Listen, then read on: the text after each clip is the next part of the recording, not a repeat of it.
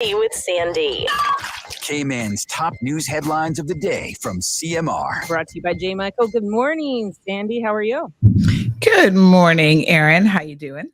Oh, fabulous on this Wednesday, almost the end of hurricane season, which is great. Yes, why not? Yeah. All right. So happy Hump Day Wednesday. Got some news for you this morning. We'll start off with a CMR exclusive. You will only hear it here on 106 this morning. So Mr. Daniel Greaves, who was the interim director at Prison Services, and he's been acting in this position since 2017, has formally been given the position, but no announcement has yet been made. So we're going to preempt that announcement for you. There you go. Since 2017 and it hasn't formally. Okay. He's just gotten the job after all these years.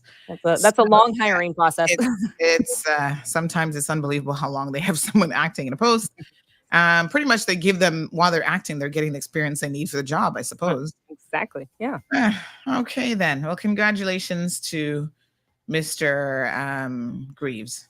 All right. So the earth is shaking again. Did you feel it? What? Probably not. So there was an earthquake again last night in Jamaica. It was actually felt in both Jamaica and Barbados, which is kind of interesting. So reports are that a 5.1 magnitude earthquake was felt yesterday morning. And then they also felt that was in Barbados, and they also felt a 4.2 magnitude earthquake felt in Jamaica later on in the afternoon. All right. So, so we'll keep an eye on that situation. Earthquakes are relatively infrequent in Barbados, with an average of about 13 tremors greater than 2.5 on an annual basis. This is according to the University of the West Indies Seismic Research Center. So, I say the earth is always shaking. Every once in a while I'll be like in bed and I'll feel, is this a little earthquake or is that just my mind? Yeah. I mean, have you felt that? I don't normally feel them, to be honest. Okay. I don't know why that is. Like, it has to be pretty big for me to feel it. Yeah. I'm sure you felt January 2020s. Oh my gosh, yes. I think everybody did. I was like, woo. All right. So the RCIPS is asking for the public's assistance in locating Mr. Roland Welcome. They say that he is wanted in relation to multiple offenses, including burglary in the East End area. So he's described as being a brown complexion, short, dark hair and brown eyes. And he also has a tattoo on his left hand and scars on his neck. He's encouraged to turn himself in. So, Mr. Welcome, if you're listening to Kiss 106, you might be this morning enjoying the Kissmas music. You might like it. We don't know. Yeah, you never know. Not here to judge. Exactly. Please, by all means, contact 911 and turn yourself in. They would love to hear from you. I'm sure. Okay. And finally, the opening of Parliament budget address is set for December the 8th. So it looks like they finally have a budget, and it will be the official state opening of the 2023-2024 session of Parliament, which will be Friday, December the 8th at 10 a.m. So they're going to have the throne speech by Her Excellency the Governor, Jane Owen, as well as the budget address by the Premier and Minister of Finance, Education, District Administration, and Lands, the Honorable Juliana O'Connor Connolly. So look forward to that. That'll be interesting to see if she's going to get her $50 million BRAC school. Wow. I'm sure that you will be there and covering it all. I'll definitely be keeping y'all updated. Yeah. All right. Have a wonderful day. You too. See you tomorrow, Sandy. All right, Erin. Bye-bye. All right, folks. Buenos dias. I got my mackerel in my plate. Honey chow. Where we at this morning? Let me see here now. All right. So we're still on our backup YouTube channel. Those people still got me blocked in the regular YouTube channel, talking foolishness. But we got about a minute and a half. So let me just grab my link, sit back, and enjoy this beloved Isle Cayman.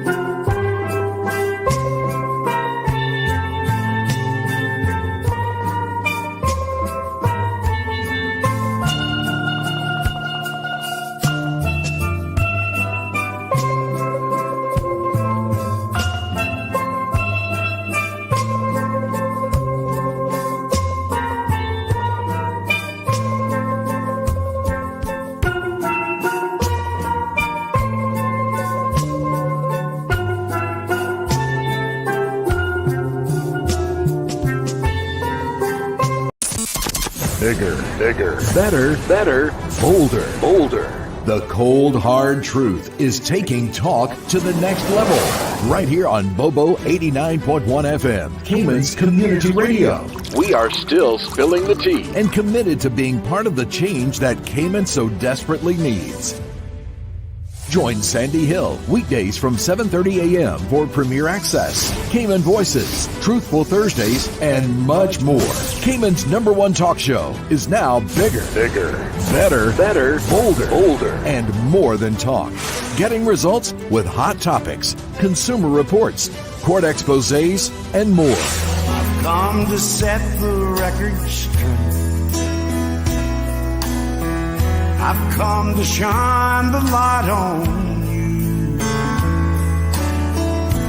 Let me introduce myself.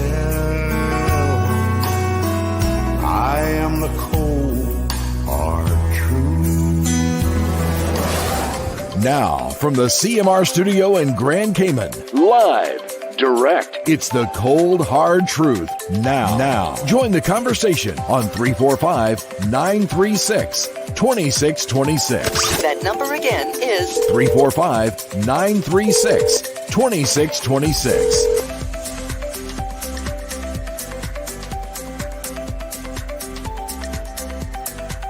Good morning, Cayman. Rise and shine. Y'all need to get up this morning. We got some stuff to talk about. Yes, honey child, rise and shine. Roll out of bed. Jump out of bed. I don't care how you get out of bed. Thump out of bed. I don't know, do a backflip out of bed because we got a lot to talk about this morning. Where is everybody? Y'all hiding out this morning? Oh my gosh. That's because we're on the backup channel and y'all are still confused on YouTube. So, yes, make sure you follow and like both channels because I don't know what's going on with YouTube, but they claim we provided medical misinformation on Friday. I'm like, we didn't even talk about medicine on Friday. So we've appealed it. They take forever to figure out that their artificial intelligence is actually wrong. Okay, honey, chill. So, okay. Okay, I don't know. So anyway, yes, good morning to one and good morning to all. Share the link. Let me send it out to everybody on my WhatsApp groups as well. I've already sent it to the Washington Boulevard group, the Windsor Park group. Good morning to all of you beautiful people. Yes.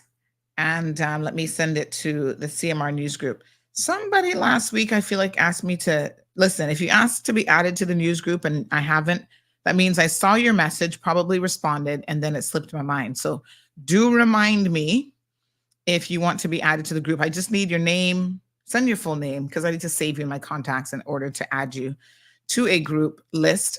It's actually a notification list. And then on top of that, you have to save that number as well because, it's like a security feature. So WhatsApp is not going to deliver the messages if you don't have that number saved. So make sure you save the number as well. And I think everybody in Cayman has my number. So I don't mind sharing it, honey chan. I don't be like these politicians be dodging your calls. 324-1612 is technically that's my private number, but it's also the best number to often reach me on. But we got a show number now, 936-2626 as well. All right, so I'm sending that to everybody. Welcome. Happy hump day. So I woke up this morning, actually from yesterday, thinking that I needed to address something in 1 hour's time. Y'all will hear exactly what it is. We're not going to get into it too early because I need to make a phone call first. And we're not trying to tip people off because I realize what they be doing, honey chill. They be listening to the cold hard truth. And then, and then they'd be like, yes, don't answer the phone. It's Sandy. So we're not going to tip anybody off this morning. It's kind of like the money laundering offenses. When you're an MLRO, money laundering reporting officer, it's an offense to do anything that could potentially tip people off. So you got to be careful. We're going to make that an offense here in CMR too. Don't be tipping nobody off that we call them honey child. So I woke up this morning. I thought, oh, this show this morning might be a little bit salty. So I needed something to go along with it in terms of breakfast. So look what I did. I went in the fridge. I saw that there was some Miss Stacy left out early, child, to go do some errands and stuff. So I saw that there was some beautiful breadfruit. Nice and crispy. And there's some breadfruit and plantain. And I said, oh yes, I remember that there's some mackerel, some leftover mackerel and dumpling in the fridge. So here I am with a proper, I don't know if y'all can see it, a proper Caribbean breakfast. I got two little pieces of plantain, some breadfruit, mackerel, and one dumpling. Because, I love a dumpling, but a dumpling don't love me, honey chill. I'm walking around looking like a dumpling these days. So I got to limit how many of those I have. But flour, the enemy. Oh, Lord. So anyway, I said, this is perfect. This is exactly what I need this morning, since I'm already feeling a little bit saucy and salty. Let me just go all out and have a nice Caribbean breakfast. Why not? You know what I'm saying?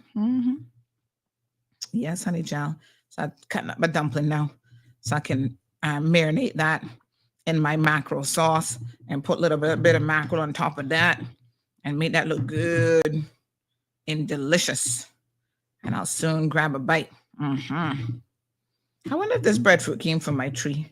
I got a little breadfruit tree, child. We be getting stuff going on. I got my little plantain tree. That's what happened when you marry a country boy from Jamaica, child. You gotta make sure you got what you need in the garden. This is, I wonder if we got any, because now this is December. So everybody, I'm not a huge fan of sorrel, by the way, but I know everybody loves it and Marlon likes it too. And boy, sometimes we be having sorrel coming out of that garden. I'd be like, what? So much sorrel? So I need to see if he has any sorrel plants going this year. Is it a plant or considered a bush? What is it? So I'll check and see if he has any sorrel for Christmas, because that is the season. Anyway, honey child, all I can tell you is this food is delicious. And he knows how much I love plantains. Now, if you know me, child, I could eat plantain for breakfast, lunch, dinner, and in between snacks. Although I got to admit, one thing that I never have really done, Caymanians love to eat plantain with bread, like a sandwich. I've never really gotten into that. Like, I don't know what it is about that combination. I'm just like, I don't mind having toast and plantain, but to put it together as like a sandwich just by itself, I'm like, no, maybe if I had like a little egg in between or something else to make it a full sandwich, maybe. But anywho, we got something to talk about a little bit later on, and it's going to show you the disparity in the system. And I don't like unfairness, and I don't like too many disparities, because when I see certain people being treated a particular way, I have to question why, and I don't like to jump to any conclusions. So I'm not jumping to any conclusions when I tell you that Caymanians sometimes get a different kind of treatment, but then there are times when it is so incredibly obvious and you see it. But then some people just, get the good treatment because they're a foreigner. Sometimes they get it because of the color of their skin, or, I don't even know, because the shenanigans that people go on with, how they get away with 80% of what they get away with is like shocking to me, but we got to expose them one at a time, honey child. So good morning to Miss Vernita. So good to see you this morning. Siobhan is in the house. Miss Alba, buenos dias. Olivia is here. Good morning. Aliano joining us from Windsor Park. Miss Ethel says, good morning, CMR family. Pre-happy weekend. Morning, Tracy. How are you? Tracy looking good in that picture, girl. What kind of photo is that? Look like you're posing for somebody. Shamika, good morning. How are you, darling? Wee Wee is here. Diamond Princess, Miss Nadine says, blessed rising, beautiful CMR family. Yes, we're like one big family. Now, sometimes we're a little bit dysfunctional. We got some crazy people in the family, but we just keep it moving. It's all right. Every family's got them, trust me. And you know what? You're lucky, because some families, the majority of people are crazy, and it's like one or two sane people that kind of hold it together. So I think we're doing a little bit better than that here in CMR. I think most of us are okay. Miss Olive, good morning. Damaris is here. Miss Olive admits that she didn't have any uniform, so she's been absent from class. Child, we don't require much to show up now, Miss Olive. We don't care what you look like. You just come on in. Mhm. Wear whatever you want. And I'm having a little bit of iced tea this morning. Y'all can tell things gonna be sauced up for real. Siobhan, hello. You're early this morning. Good for you. Miss Stephanie Brooks in the house says happy hump day, Patricia Blake. Girl, Patricia, not you, but another Patricia who works in a particular government department. Whew, she's been getting some complaints. I've been getting complaints about her and her behavior and trying to fire all Caymanians. No, sir. I'm just like, this is not nice. I don't like when it's our own people doing it. There's another earthquake in Barbados again, or was that yesterday? Yeah. So listen, I'm not fond of, what's today's date? Oh yeah, that was yesterday. We covered that already. We got the earthquake story already. Thank you, John. Yeah, I'm not fond of when our own people are the problem. Because, come on. You got the outside already trying to tear you apart. And then you got people on the inside who are just, sometimes they're worse than the people on the outside. And I'm just like, what the heck? Your own people be the cutthroats. And then, we allow other people to use us for their own agenda. What a hot mess. But yes, that name Patricia been ringing in my ears lately. And when that happens, Lord Jesus, something coming. Good morning. And it's definitely not Patricia Blake. I want to make it clear. Just that when I saw her name, I thought, oh, Lord, Patricia. Good morning, beautiful Allison. Pat is here.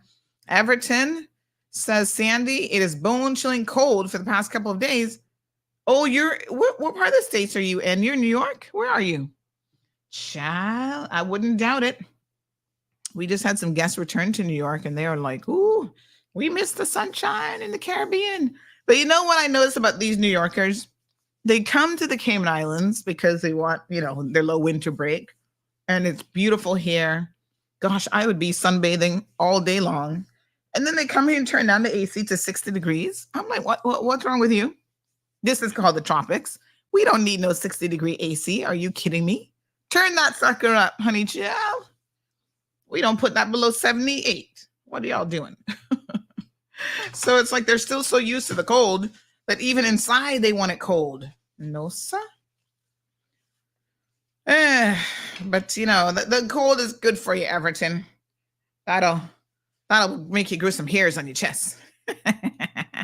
Good morning, Miss Linda. How are you? She says, I'm late, but I'm here. You're just on time. Never late, my love. Never late. Lavana, look at who it is. And guess what today is for Lavana? It is her birthday.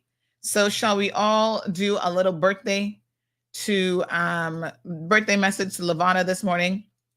Lavana is 52 years young and looking so pretty. Oh my gosh.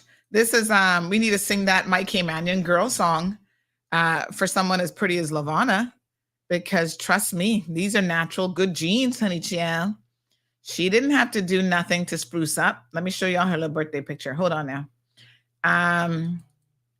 This is when you just look good and you got good genes. So she is, hold on, let me try and get the picture. She doesn't even wear any makeup. She just puts on a little bit of lip gloss and she just always looks good. Yep. My Caymanian girl. Look at that.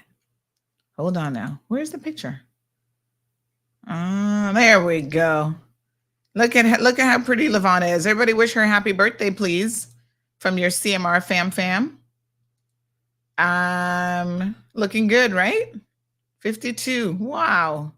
What a queen. Mess with you. Morning, Marshall. Morning, Felicia. Miss Bonnie's here. Oh, Miss Siobhan says, ooh, tea time with a bit of salt added, laughing out loud, and yummy. I love a good mackerel rundown. Anything rundown. Mackerel, shrimp, chicken. Throw in the turtle, make our turtle rundown. Once it's a rundown, child, I'm here for it. I'm like, yes, let me have the rundown. What she say? Minus those two, the breadfruit and plantain. Say what? You don't like breadfruit and plantain? Oh no. Listen, girl. We need to help you with that situation. Aliano's already drooling. Miss Linda says, nice breakfast, pure niceness. I know, right? Some mornings, most mornings I don't even eat breakfast, but boy, some mornings I feel like I can take a little bite of my breadfruit right now. I feel like a little Caribbean king. Yes, child. Nothing like a good Caribbean breakfast. I'll tell you what. I don't know about you all who'll be hiring these fancy helpers from elsewhere, but if they can't throw down a little Caribbean food once in a while, I know one thing: you better not have a Jamaican husband. No, sir. That's not gonna work. Feel sorry for you. We can do a fancy breakfast because I love me a little avocado toast every once in a while, but some days we gotta just leave it Caribbean style.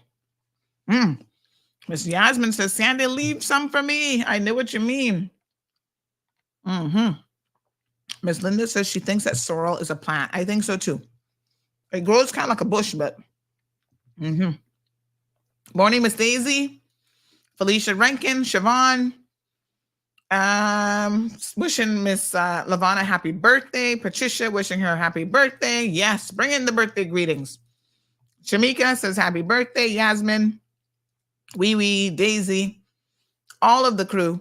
She says happy 52. You wear it well. No man, she could pass for.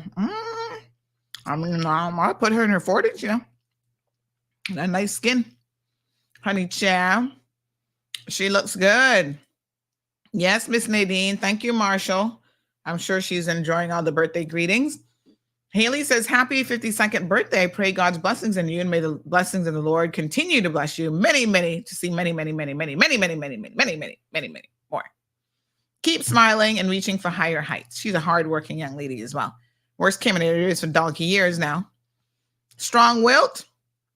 Good morning to you. Morning, Debs.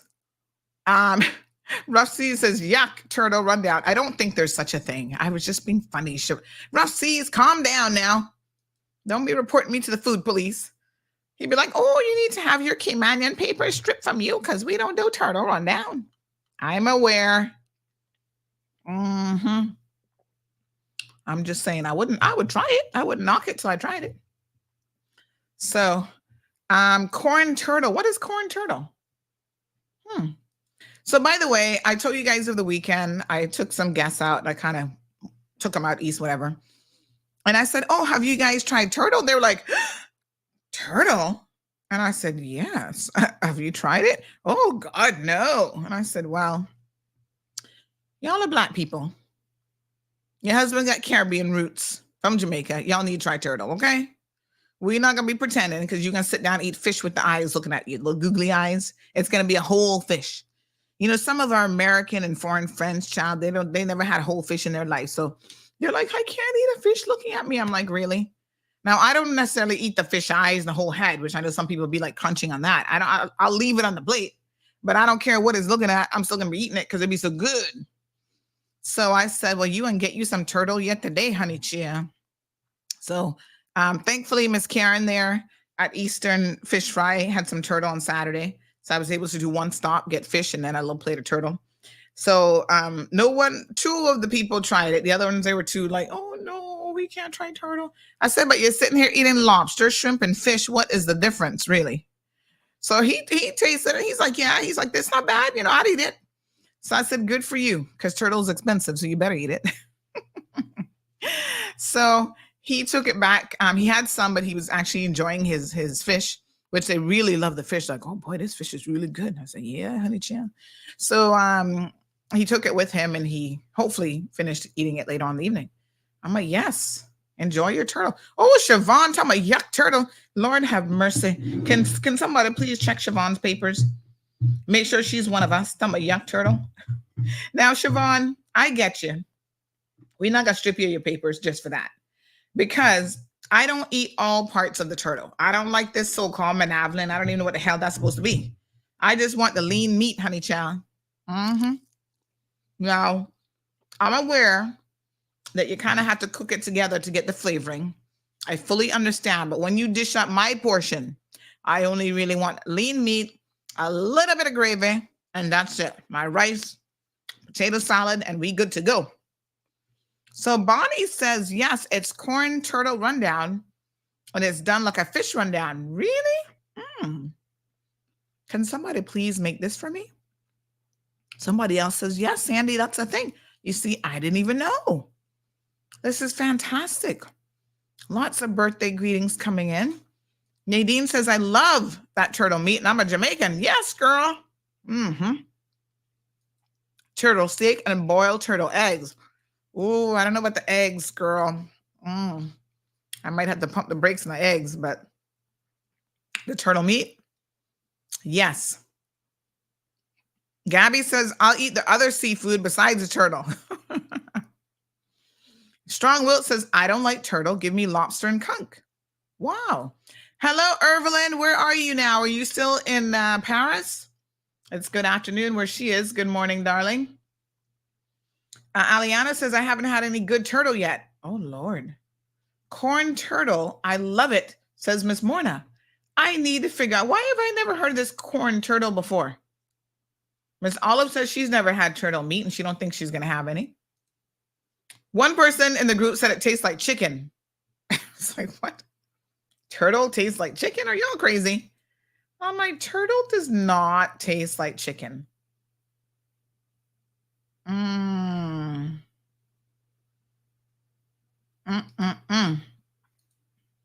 No, sir. Hot mess. Good morning, caller. How you doing? I'm okay. How are you? Not too bad, darling. Have you ever had corn turtle before? I grew up on it. Huh? Yeah, I grew up on it. Come on, you better try and make me some then, because I don't know what that is. No. I haven't. Corn turtle. You have. This is how it went, Sandra. Many years ago, when I was growing up, and we didn't have a weather station or anything. We had just big old clunky radios, and that has been 70 years ago. And I couldn't eat turtle and stuff then, but later on, 3-4 years later, we only ate from the sea. People was much healthier then. A lot of fish, a lot of lobster, and when the ocean would get, late in the evening, sometimes you could really walk out on the reefs. But corn turtle was put up for September and October. You had to corn the turtle. How do you corn the turtle? Salt. Oh. Salt. Okay. And you put that up in case of bad weather, because then no one could go fishing. And then, of course, we ate from our grounds, or provisions from our grounds.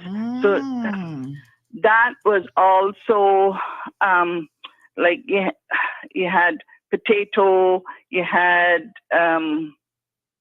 pumpkin and things like that. Now the potato and things like that was put in sun. Some people call in here that would know about these things and don't really say it, and they don't teach the children. Well, this is why, as I'm listening to you this morning, this is why we have that Cayman Voices series. Because these are stories that I personally don't know anything about no corn turtle. Yes. And it's so interesting to hear. Yeah, and you left that for bad weather time. And then if it was in bad weather in those months, September, October, November, beginning of December, then we would we had to soak the turtle just like how you soak the codfish, and you're making codfish inaki. Well, codfish inaki didn't come until later on. We had fish, salt fish, but it wasn't cooked with ackee or anything. I think originally that came later on from Jamaica. Okay. And you soak that, and then you cook that just like regular, like how you cook regular turtle. But after you corn the turtle and you put it up to dry, you had to have a safe, secure place for it to dry. And then you soak it, and you cook it. It wasn't the same color as a regular turtle meat.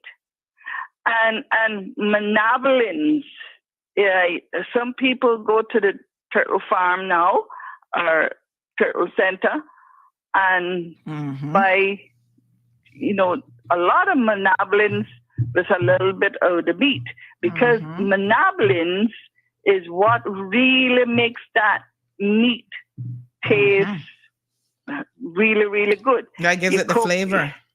Yes, ma'am. And tell people, because we probably have people listening to the show, because we got people from all walks of life listening to the show. They might not know what the monabolin is. Explain to them what the monabolin is. Monabolins is the lights, the cut up fin of the turtle, which has kind of jelly, depends on what. If you get the end of the fin, it might not have as much kind of jelly type.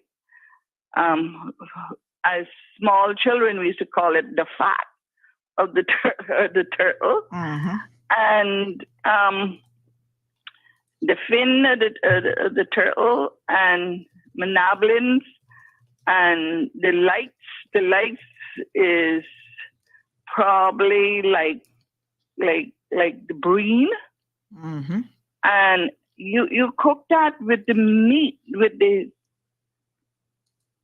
meat, and man, you got a meal. Now, if people can eat cow, why not turtle? If they can eat goat, why not eat turtle? Yeah. If they can eat goat, turtle is clean. That comes out from our ocean, our seas, Mosquito Keys. You should have a real talk with some of these turtles. Turtlers. These older men that went turtling that is still alive. Quite a few in West Bay that would help out with that. And that's what we had. We had to eat heavy cakes, provisions from the ground, turtle meat, and on Christmas we butchered cows and pigs, because some people had pigs, some people have both, some people just had cows. Chicken was seldom, was just seldom. They weren't run around then like how they are now, I suppose. No. People had coops, and nothing was wasted. You could do so many things with chicken.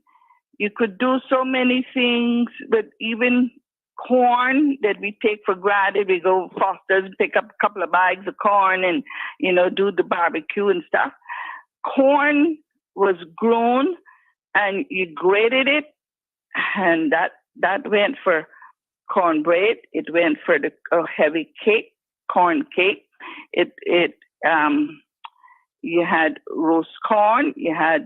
We seldom boil it because, like I say, nothing was wasted. You didn't find a whole heap of garbage around people's place and piles up this and piles up because they don't want it, because they don't know what to do with it. That's the problem.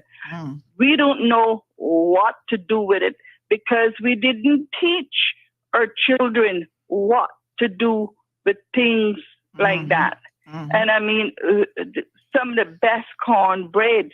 And you wonder, how did the older people cook these things? And it was so tasty. Did you? But then later on, when you get older, you realize that because it was fresh. It came from the ground that the good Almighty put down there for us. It came from the sea. That's why it's so tasty. Now these days, you got to buy all kinds of seasons, paprika, pepper. Oh, we did have pepper, and we did have lots of salt. What is also good with the meat is cornbread, and I don't see people making a whole lot of balmy anymore. You know balmy? You heard about balmy, right? I believe is the same thing as bammy. The same thing. I don't know. I only know. So bammy is the one that the Jamaicans make. Oh, you call it balmy. Yeah. I don't know if it's the same thing. I'm not really fond of it, to be honest. But yeah, but the older people made balmy, and sometimes every weekend you made bread, loaves and loaves of bread, especially. And you made fritters. Fritters was never round. But I mean, they wasn't round like how you buy from Foster's. They're not fritter. Fritter is round, all right, but not a big just ball of it. It was made into a ball. It was. Might I just interrupt you there for 1 minute and say that it is obvious that I need to book a Cayman Voices segment with you. So don't give out all the secrets yet. Save some of it. But I appreciate your contributions this morning, because this has really opened my eyes. You have to book it with some of the older people, because I never did much cooking. I only looked, and I climb trees, and I got the breadfruits, and then that's another thing. I brought up in a huge family, even though my mother only had the two of us girls. But everybody cooked. When the boys wasn't away to this, my uncles wasn't away to see national bird carriers or some of them American ships. When they got home, they cooked, because they knew how to cook. They knew how to survive. All right, my darling. I can leave it at that. Thank you so much. Yes, she was making me reminisce about the last interview I did with Miss Eloise Seymour. And man, the things that our forefathers and mothers were able to do, especially with food, given that they didn't have ovens, they didn't have all these modern conveniences. I mean, she's talking about no electricity, no refrigerators. I can't even imagine what that was like. I was like, no electricity? Honey, child, who turned on the stove? She's like, we didn't have a stove. I was like, what? How did you make breads? And you know what was so amazing? People had so little, but yet they had such big hearts. I mean, they were always sharing with each other. So she talking about there was like a community, like if somebody in the community had one cow, that was like a big deal. And so then everybody could get a little bit of the milk and cheese production. And, those days, I suppose, are long gone. But it's such an interesting thing that as human beings, it seems like the more we have material wise, the less we have on the inside. And sometimes that's a sad indictment on us, because, it's nice to have nice things. I like nice things just like anybody else, but don't allow that to, change who you are, or dictate who you are, I should say, because I don't think anything changes you. You are who you are. But don't allow that to dictate who you are, and don't be about that. Like, that's not, yeah, drive a nice car. You work hard. You want to treat yourself. That's your business. But that's not the end all and be all. It's, are you a good person? You know what I mean? Do you help other people? Do you help people in need in your community? To me, that is just so much more of our story that we need to be sharing. And so the interview with Miss Eloise, which we aired last week, I thought was absolutely amazing. She has such a volume of information in her brain. She was telling me so much. Like, I didn't know that there was such a thing as a driver's license. What's it called?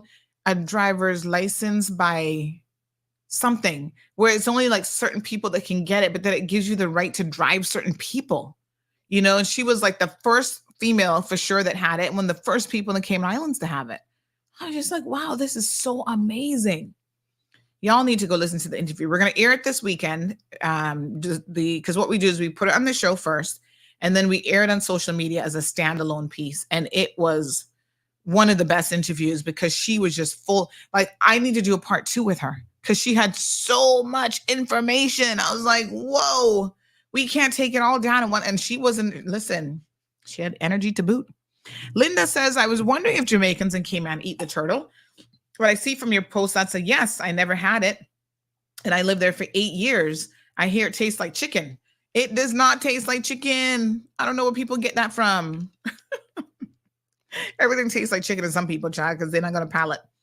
I don't know that it's big amongst Jamaicans because I don't think my husband has ever had turtle. So yeah, there's certain things. He's not going to eat turtle. You're not putting no turtle on the plate for him. You know, he's typical Jamaican. He likes his pork. He's not really that big on beef. So pork and chicken, but don't put no turtle in front of him. So I feel like most Jamaicans probably don't correct me here, Jamaican community. I know y'all listening, but I don't feel like most Jamaicans really eat turtle. I think the one-off might have it, but probably most are like, nah, that's too much for us. Pat says current turtle and turtle eggs are a deep part of our history. Well, somebody needs to make me this corn turtle because I have never had it. Ms. Linda goes on to say, now I feel like I would try the corn turtle with lots of pepper and pimento. Yes, honey child. Pat says no refrigerators in the homes to keep the food fresh. So salt was used to preserve meat and fish. And that's how we get a lot of the salted fish, like the mackerel, the ackee, and well, the saltfish part of it. And it's not that, believe it or not, that part of it is not even that unique to Cayman. That is something that would have happened all over the world where they used fish and salted it, or they used salted fish that naturally had a lot of salt in it because then it was easier to preserve, you know, those types of things without having like refrigeration or anything of the sort. So Damien says wood fire and fresh ingredients. Yes. And Pat goes on to say that the meat was then salted and placed in the sun to dry. Some people had a caboose. That's right. Everton says turtle and snake are relatives. They look just alike. A turtle looks nothing like a snake. What? No, sir. No, sir. Go sit in the back of the classroom because I don't know what you're talking about. Chum. Damon, cassava bread. I'm not big on cassava, much of anything cassava, but cassava bread.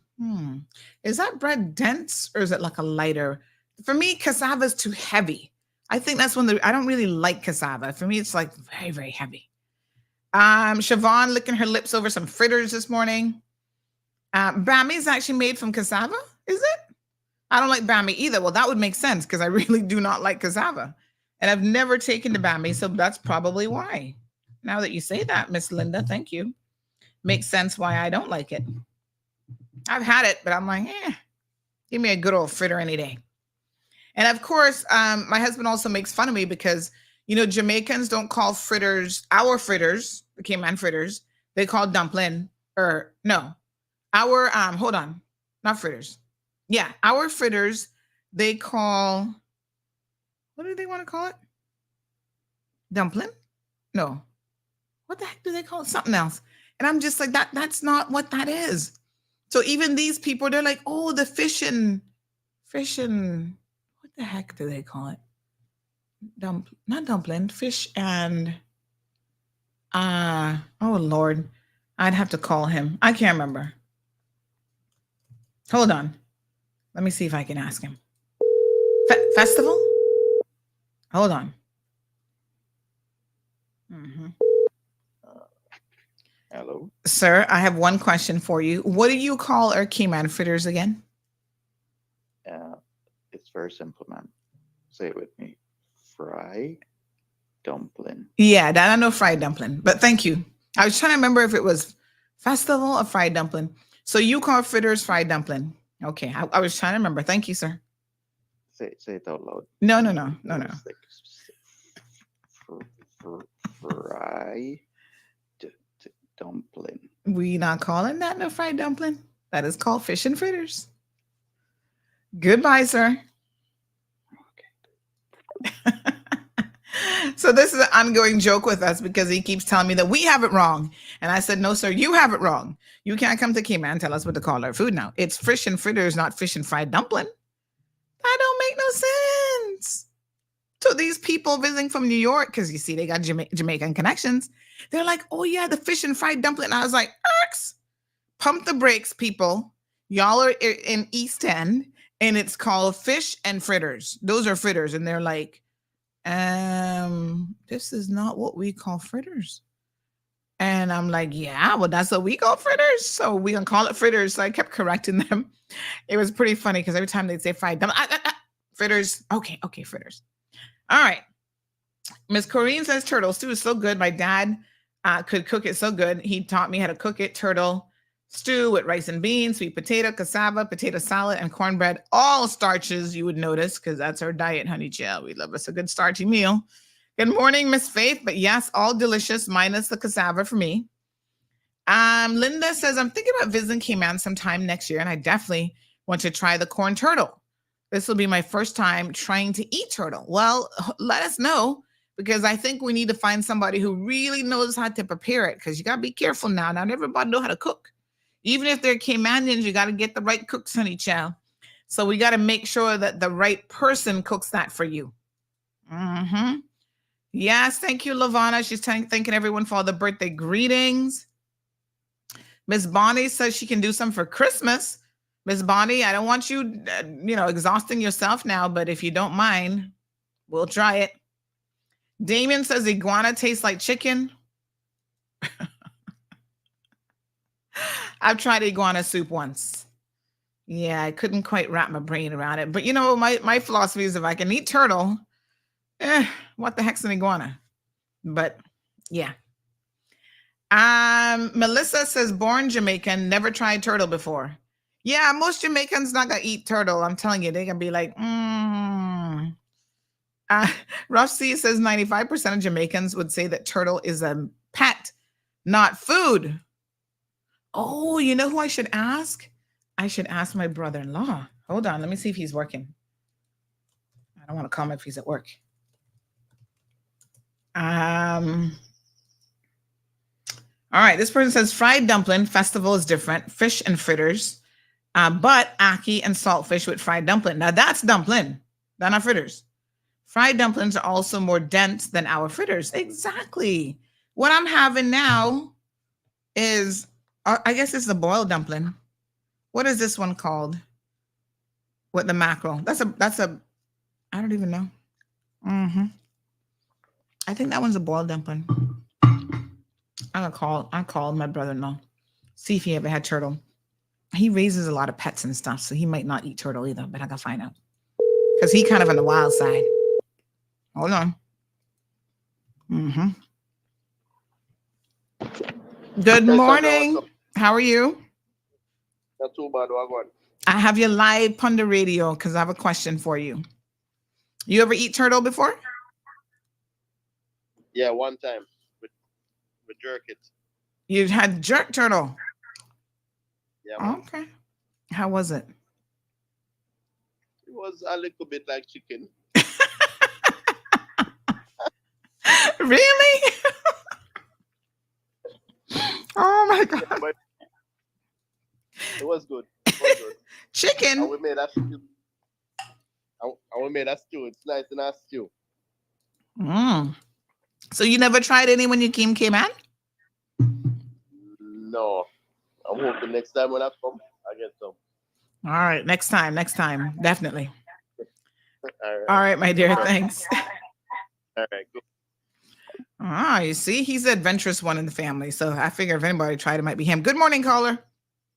Yeah, it's me again. Mhm. I don't know who told that person that a turtle is a pet. How do they think that the older people survived in this island? That's why they had to go to Mosquito Caves. Mhm. Oh yeah, To get turtling the was a big turtle. thing. Yes, to get the turtle, we not only butchered the turtle and sold the meat and shared the meat. We also send the turtle shells to overseas. I think it was to Germany. All the way to Germany. Wow. People knew how to survive, and turtle do not taste like chicken. I know. I have to laugh when people say that. And iguana are one of the cleanest things because they don't eat paper and pans and all that like goats. Like how I see goats eating. But still, our things were clean because we fed them. We clean our grounds. And you get to the point where, I don't know, Miss Eloise told you about using the word that we used to use back then. We had a back sun in our baskets to put in our yards. So we raked up our sun from last year that we had. And then put that clean sand. But we didn't put it in big piles. We just put it in small piles. So when the sand dried, really good, that a lot of the salt was out of it. Then we sprayed it. We sprayed the sand, and boy, every yard had looked like it just freshly snowed, All right, because we got another call on the line. We have clean oceans. We had clean oceans. We still do, and we should not let people come in and tell us that this is how it got to be done, and this is how. No.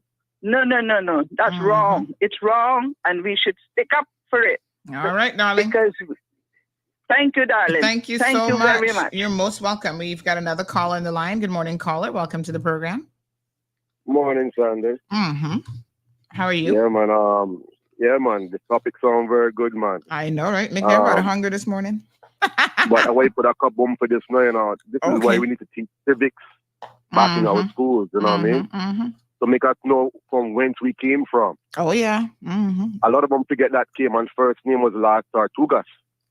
Yep. The land of the turtle. They say when Christopher came bust us here, that it was so much, he thought it was boulders in the water. There were so many turtles back then, yeah. Yeah, but the next thing too, you know, Cayman Island used to can turtle meat and export. I bet a lot of people know that. Oh, yeah. Wow. I didn't know that we canned it, but... Yeah, anybody who has residency and did the residency test, yes, it's on that test. Okay. But they didn't teach us that in our own school. Of course. Because I didn't even know that, and I'm a Caymanian. Imagine. Just what I'm telling you now. We need to have civics back in school so we can have some kind of pride of what when we could come on a platform and talk about these things, you know what I mean? The turtle meat, like all the ackee and saltfish in Jamaica, you know, they could tell you where that comes from and everything, you know, and that's their national dish. Turtle meat is our national dish, so we should know everything about this turtle. They should be teaching us that in the school. It's on our coat of arms. So we should know about that. It's like, when I look at it, back in the day, you could go to a home and see a nice big turtle shell on the wall, you know what I mean? And those to cost hundreds and thousands of dollars for a nice big turtle shell. And they make jewelry and everything out of those too, you know, or used to. But now what they do with them, they use a maul. After they done do the turtle, they use a maul, destroy the shell and sell it to the dump. No, that's a waste. Yeah, that's a waste. Well, me, I'm traditional kind of Caymanian. I got my turtle shell on my wall. Know what I mean? Yeah. Yeah, I got my conch shell. I got my or my conch horn. I made that myself. All these stuff I try to divulge to my kids also, so the generational would know. What I mean, because they're not teaching them these things in school. So you try to keep the tradition. We talk about heritage. If they don't teach civics or we don't talk about the heritage, we're gonna lose it, right? So we have to keep on each one teach one. You know what I mean? So that came on Voices with the lady you were talking to earlier. Yeah, man. I think she's a She'd be a good one. Of knowledge. Oh yeah. Yeah, she's a good wealth of knowledge when it comes to things Caymanian. Yes. Know what I mean? And by the way, catch them while they night. Yeah, anybody else has recommendations? We have Miss Alrita. I'm gonna try to have hers ready by Friday. She's a woman of the soil, but any Caymanian older person who has these memories and has this information, by all means, I say that our individual history is our collective history as a people. So we have a lot of historians link me up. Oh yes. We need to talk to keep so we never forget where we're coming from. Put it that way. Right. Absolutely. We should always be a proud nation, never forget. And I want to do a shameless plug too. Every Friday, the best turtle meat in Cayman Islands, if you want to find it, you go to Amelia's Kitchen. That's right by the airport corner. That's the best turtle meat in the Cayman Islands. Shameless plug. Yes. All right. Thank you, honey. I appreciate it. 936-2626. No, I mean, definitely. I haven't been to Amelia's in a while, but yeah, man, their food good, especially the turtle. And you know what? They sell out quick on a Friday. If you don't get there early, trust me, or you don't pre-order, that'll be gone in no time. Now, somebody was complaining to me last week. I don't know if anybody else had this. So somebody said corn turtle salted and preserved. Not sure anyone still do it. Jerk turtle, the other white meat. I mean, really, I was surprised. My brother not talking about eat jerk turtle. I'm like, jerk turtle? Whew. I feel like Jamaicans would jerk any kind of meat though. They like, listen, just throw some jerk sauce on it. We can make it work. But some people have been saying to me that there've been some issues with actually getting access to turtle meat at the Turtle Center. Now, what's going on there? I don't know what that's all about, but they say that Caymanians in particular, I don't know who else buying turtle meat, but they're having a very, very difficult time getting turtle. And then I called Miss Alrita on Sunday or Saturday when I was going to try and find out if she was going to have turtle on Sunday. She said she can't get no meat. So I was like, what's going on with turtle meat? Is there a shortage of turtle meat or what is this? What's going on? Somebody sent me a picture of the salt fritters. Yeah, that's what but Dana, y'all know what kind of fritters I'm talking about. I have to go East End again this weekend and take a picture to show y'all. These are all different things. John and Kate, not the same. Somebody says, I know a lot of Jamaicans that would kill you for stewed turtle. Oh, yeah? Huh. Oh, mess. All right. Well, that's good. Turtle is not our dish. People over 60 reported that they are fish rundown, fish dinner every day but Sunday. And that's another thing. I didn't even know that Caymanians don't eat fish on a Sunday until my aunt from East End, Adonia, you insult her if you offer her fish on a Sunday. She's like, fish on a Sunday? Don't even think about offering her fish on a Sunday, because back in the day, they didn't eat fish on a Sunday because they could get it every single day. Like turtle, fish, lobster, you go in the ocean, pick it up, and you had it to eat. So on Sunday, that was a more special day. So that's when you would get the things that were not normally available, I guess, more like the chicken and the beef and stew, oxtail and that sort of thing. So to this day, I don't think she's ever had fish on a Sunday in her entire life. And she's, how old she is now? She hasn't hit 80 yet, has she? She's getting up there now, honey chill. But yeah, she don't eat no fish on a Sunday. Don't be telling her about no fish on a Sunday. You insult her, honey child. Good morning, caller. Welcome to the program. Good morning. I've been listening to all of this talk. I don't know who said put pimento in corn turtle, but they're an idiot. Pimento don't go nowhere near turtle meat. Well, have you had corn turtle before? I have had corn turtle. I have seen it made. Corn turtle is almost like salt beef. when you make it, and that's the way you prepare it. That's I haven't said yet, man. I haven't said yet. Okay. Well, I mean, this person is not Caymanian, so they didn't know. I mean, don't be going too hard on them. Let's tell them you do not put no pimento near turtle. Okay. I don't know who be doing the foolishness. So we need 3 or 4 things: salt, pepper, onion, and hot pepper if you want it. Hot pepper, not Tabasco. No sweet hot pepper like Scotch bonnet or what? Yeah. Okay. Yeah. Might be for a little bit seasoned peppers, but no sweet peppers, no pimento, no definitely no brownie, no ketchup, no that foolishness. Yes, sir. So it'll be spoiled, nothing else for us now. Stick with no pimento in or near turtle meat, none at all. Yes, sir. All right, thank you. Caymanian chef extraordinaire. I appreciate the call. Y'all heard it. No pimento near your turtle meat. In fact, I have to chuckle because Jordan Seymour, he's always on Facebook posting stuff where he puts up stuff like he says, "Good morning." Let me go see if I can find one because they're really funny. He'll be like, "Good morning to all my Caymanians, except those who add pimento to turtle soup," just as an example, right? So he cracks me up because he's like, if you don't know how to cook, I don't know if we can really be Cayman, if we can be saying good morning to you this morning. It is so funny. And y'all know, I think he's Miss Alrita's grandson. He's one of her grandchildren. So of course, he got the genes now. The cooking genes are passed down. So I see him. Oh, look like he was cooking some beef recently. Oh yeah, I see you there, honey child. Let me see if I can find one of his posts because he be cracking me up. So, oh yeah, he had a nice little Thanksgiving spread. Look at him. See what he put up. He put up a post 6 days ago. Please refrain from making gravy with this, and it's the Heinz home style beef gravy. He's like, make your gravy from scratch. Oh God! Sometimes you gotta cheat though. Sometimes you gotta be making everything from scratch. But he like, nope. Don't be. Nope. No way. Let me see what else he put. Oh, he put up one good little recipe here: chili lime chicken thighs. Ooh, that looks good. Let me give that a like. Oh yes, here's what he said. Good morning to everyone, except those who use box mash and scallop potatoes. Oh my God. I gotta tell you, when you gotta do scallop potatoes from scratch, child, that'd be a lot of work. I mean, seriously. Let me see if I can find another one. He has some really funny posts.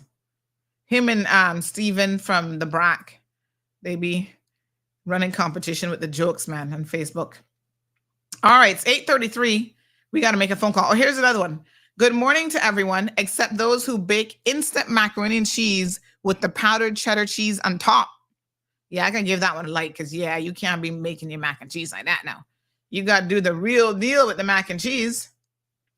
Here's another one. Good morning, everyone, except those who use store-bought gravy. All right, folks, there's an accident this morning. Just getting some reports of this, a fender bender on the Linford-Pearson Highway. Oh, yeah, we got a little police action here. Police are on the scene. Oh, they must not have been paying attention and ran into each other. Drive slower. That's my best recommendation on how to avoid a fender bender. You understand? It should be so simple. Sandy, I don't know, but my daughter wanted me to cook turtle for her birthday, but Lord God, those turtle lots were so bad. It was more fat, bone, liver, and all that yuck. Oh, they're not giving you the good meat, or?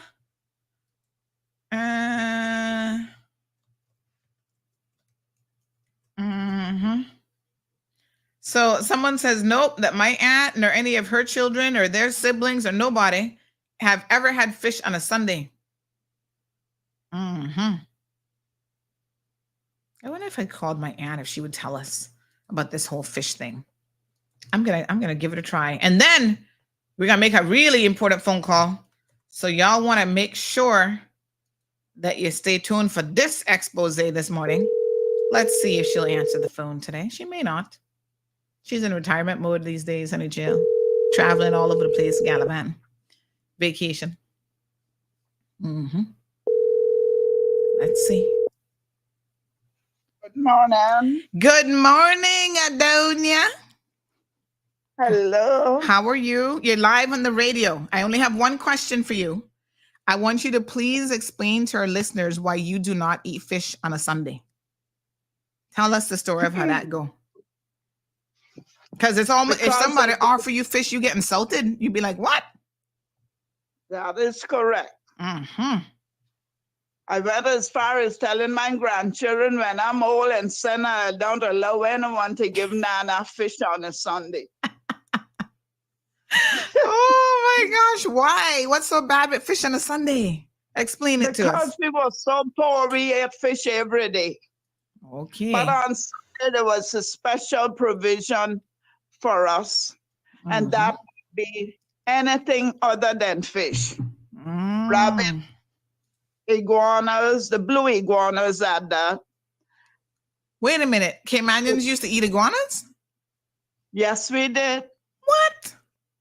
That's news to me. The blue ones. The blue ones, yes. Yes.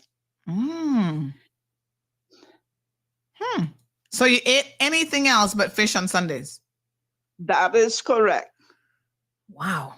So you could eat lobster, shrimp, beef. Lobster. We hardly ate lobsters. We use them to put in the fish pot to catch fish in it. They were bait when we were growing up. Lobsters you use as bait. Wow. Yes. Now look at them. They're like a luxury. That's right. The times have changed. It sure has. In many ways. Wow. So thank you for explaining that. I thought I had it right, but I wanted to make sure.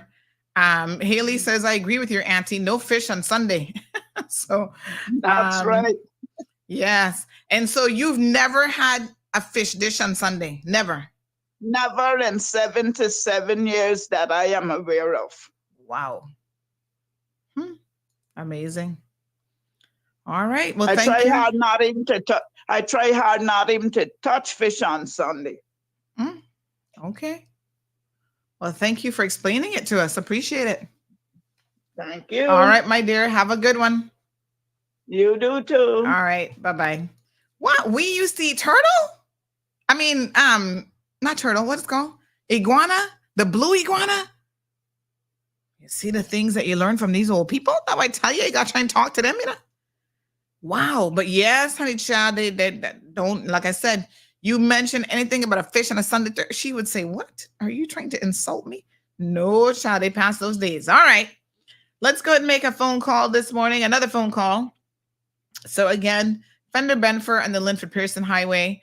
If you're driving in that direction, you're probably going to encounter some delays because y'all know how it go. One fender bender means everybody in Cayman is going to be late to work, honey child. So take your time, turn up the radio because we're here for you. We got your entertainment right here. Don't worry about it. We got you, honey. I know how it would be boring sitting in traffic all day, but we try to make it less boring. All right, ready for a phone call this morning? Let me grab a number here. Okay. Let's place a little phone call and then I'll tell y'all why. I think I might have to take a little bathroom break this morning, but hold on. We'll do that during commercial. Okay.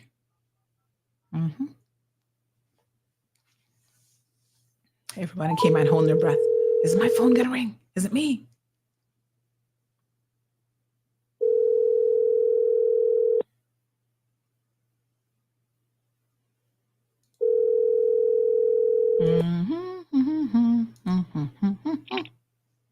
Good morning. Thank you for calling Integra Healthcare. Can I speak in?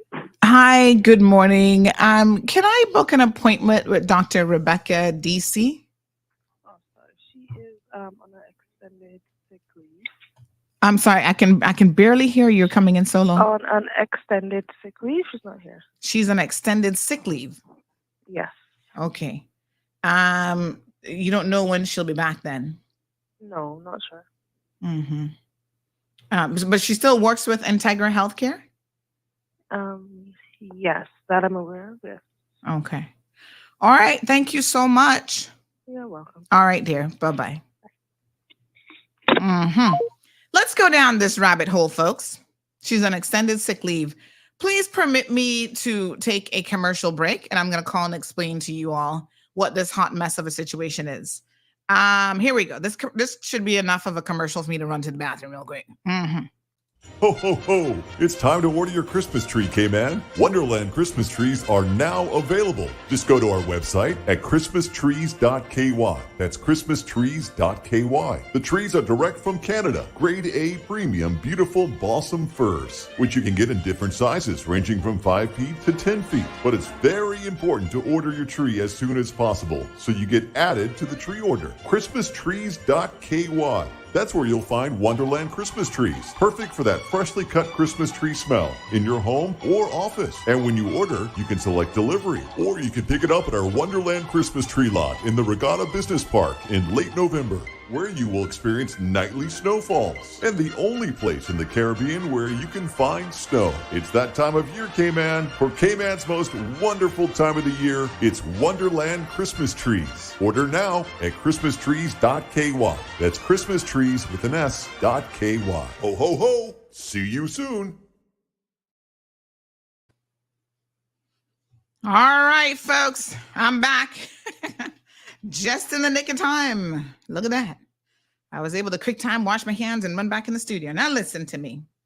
I want y'all to pay attention. Yes, it's tea time. Get your apple cider vinegar, honey child. Get your cup of coffee, a cup of Milo. If you're drinking liquor this early in the morning, you shouldn't be, and you might have a problem. So I don't want you to pick up no liquor because, you might have to call Alcoholics Anonymous. All right, listen here now. What is going on in the Cayman Islands? How is it possible that we can have people who are so-called professionals breaching our laws left, right, center, backwards, forwards, up and down, and we allow them to do so? In fact, I'm going to put this out there. Not only do we allow them to do so, but we actually help them in their desire to breach the laws of the Cayman Islands. Who am I talking about this morning? Let me introduce you to none other than Dr. Rebecca. I believe it's pronounced Deasy, Deasey. You heard me just make that phone call? And you heard what the receptionist said. Oh, she's on extended medical leave. Really? Y'all need to fire her. Extended medical leave for what reason? Is there some sort of a substance abuse ? Why would she be on extended medical leave? For a year? Yeah. Y'all need to explain this. Y'all need to explain this to me and to the good people of the Cayman Islands. You are allowing someone to remain in this country who I'm going to say, in my personal opinion, AKA, I've been doing a lot of digging, and y'all know my investigative skills already, should not be in this country. Not everybody is worthy.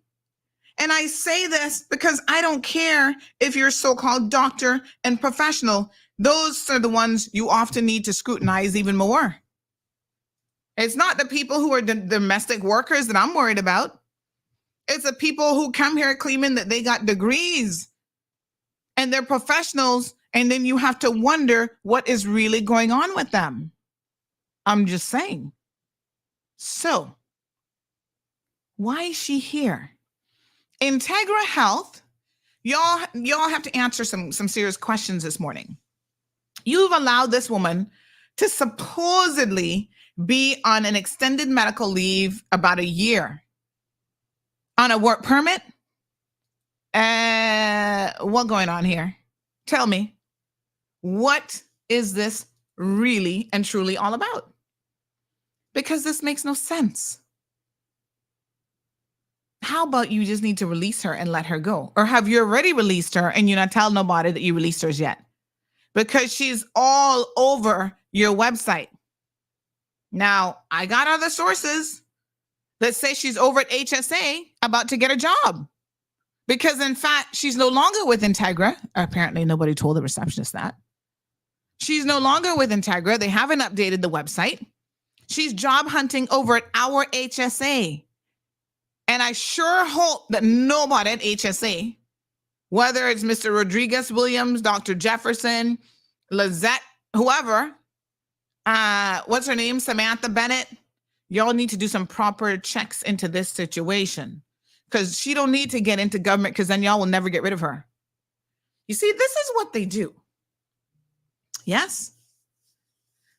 Can't make it in proper private sector. What do you mean she's not on the website? I can send you the link right now. Of course she's on the website. I'm not going to tell you she's not on the website if I'm not looking at it. Integra updated it when? They certainly didn't update it today. Yeah, I'm looking at her on the website right now. On multiple pages on their website, I should say. If you go under physicians, she's right there. Let me check and see because I emailed them this morning. Nope, she's still there. They're not done nothing yet. But they're going to do something after this show today, I bet you. Honey, chill. This one definitely needs to go. Now, this is the ploy. Yeah, you're not looking in the right section. See her right there? 2 pages. She's listed. Kaboom. All right, here we go. Kaboom! There she is. Maybe their website is dreadfully out of date, but nonetheless, she is here taking advantage of a situation. Now, I can't fathom. Her license, her medical license has actually just expired. CBC, anybody over there awake this morning? Because I need to comprehend how someone is allowed to remain in this country for over a year and not actually work, not be working. And you see, this is where the companies are complicit in this whole hot mess of a situation. If she's unable to work for whatever reason, then honey child, you need to go back home. You certainly would not keep a domestic worker here who was unable to work for a year, tell me she's on medical leave. You would say, oh, we're sorry after a couple weeks, but you've got to go back home. And so it should be the same with anyone, regardless of their so-called professional status. The rules need to apply in a more uniform and equal manner. There's a lot going on here that really is making me raise my eyebrow.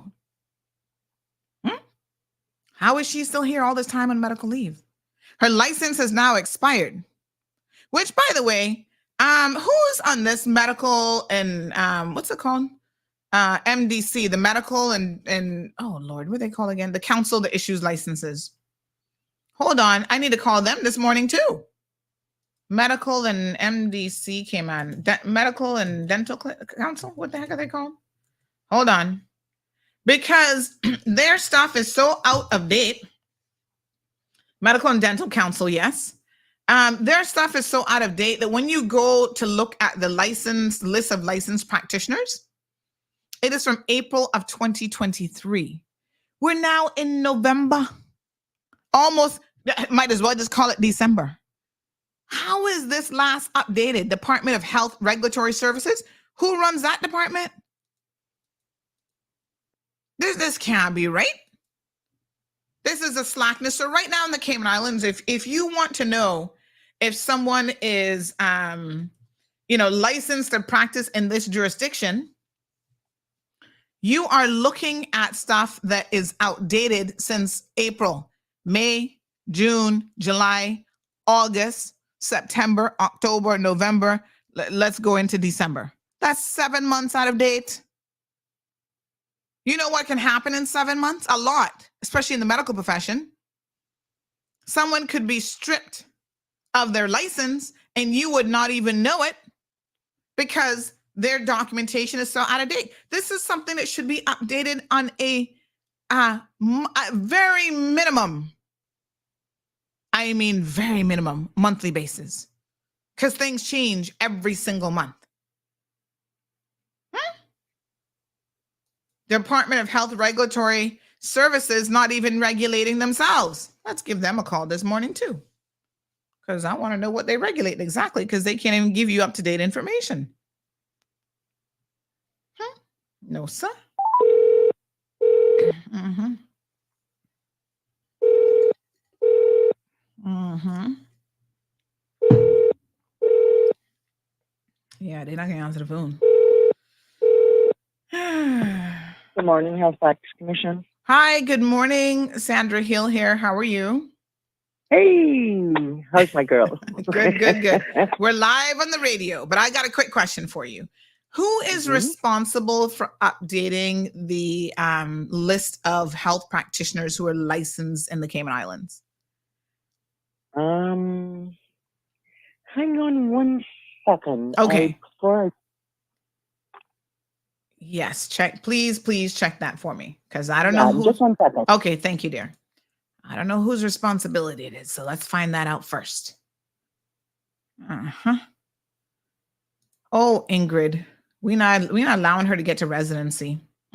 Not in Cayman, honey chill. She better go back to the UK and apply for residency back over there. So, no. We got too many non-compliant people here already. But this is the latest thing, right? They want to jump on a government job because the government, require work permit. You go in on contract and then you're there for life. Can't get rid of you.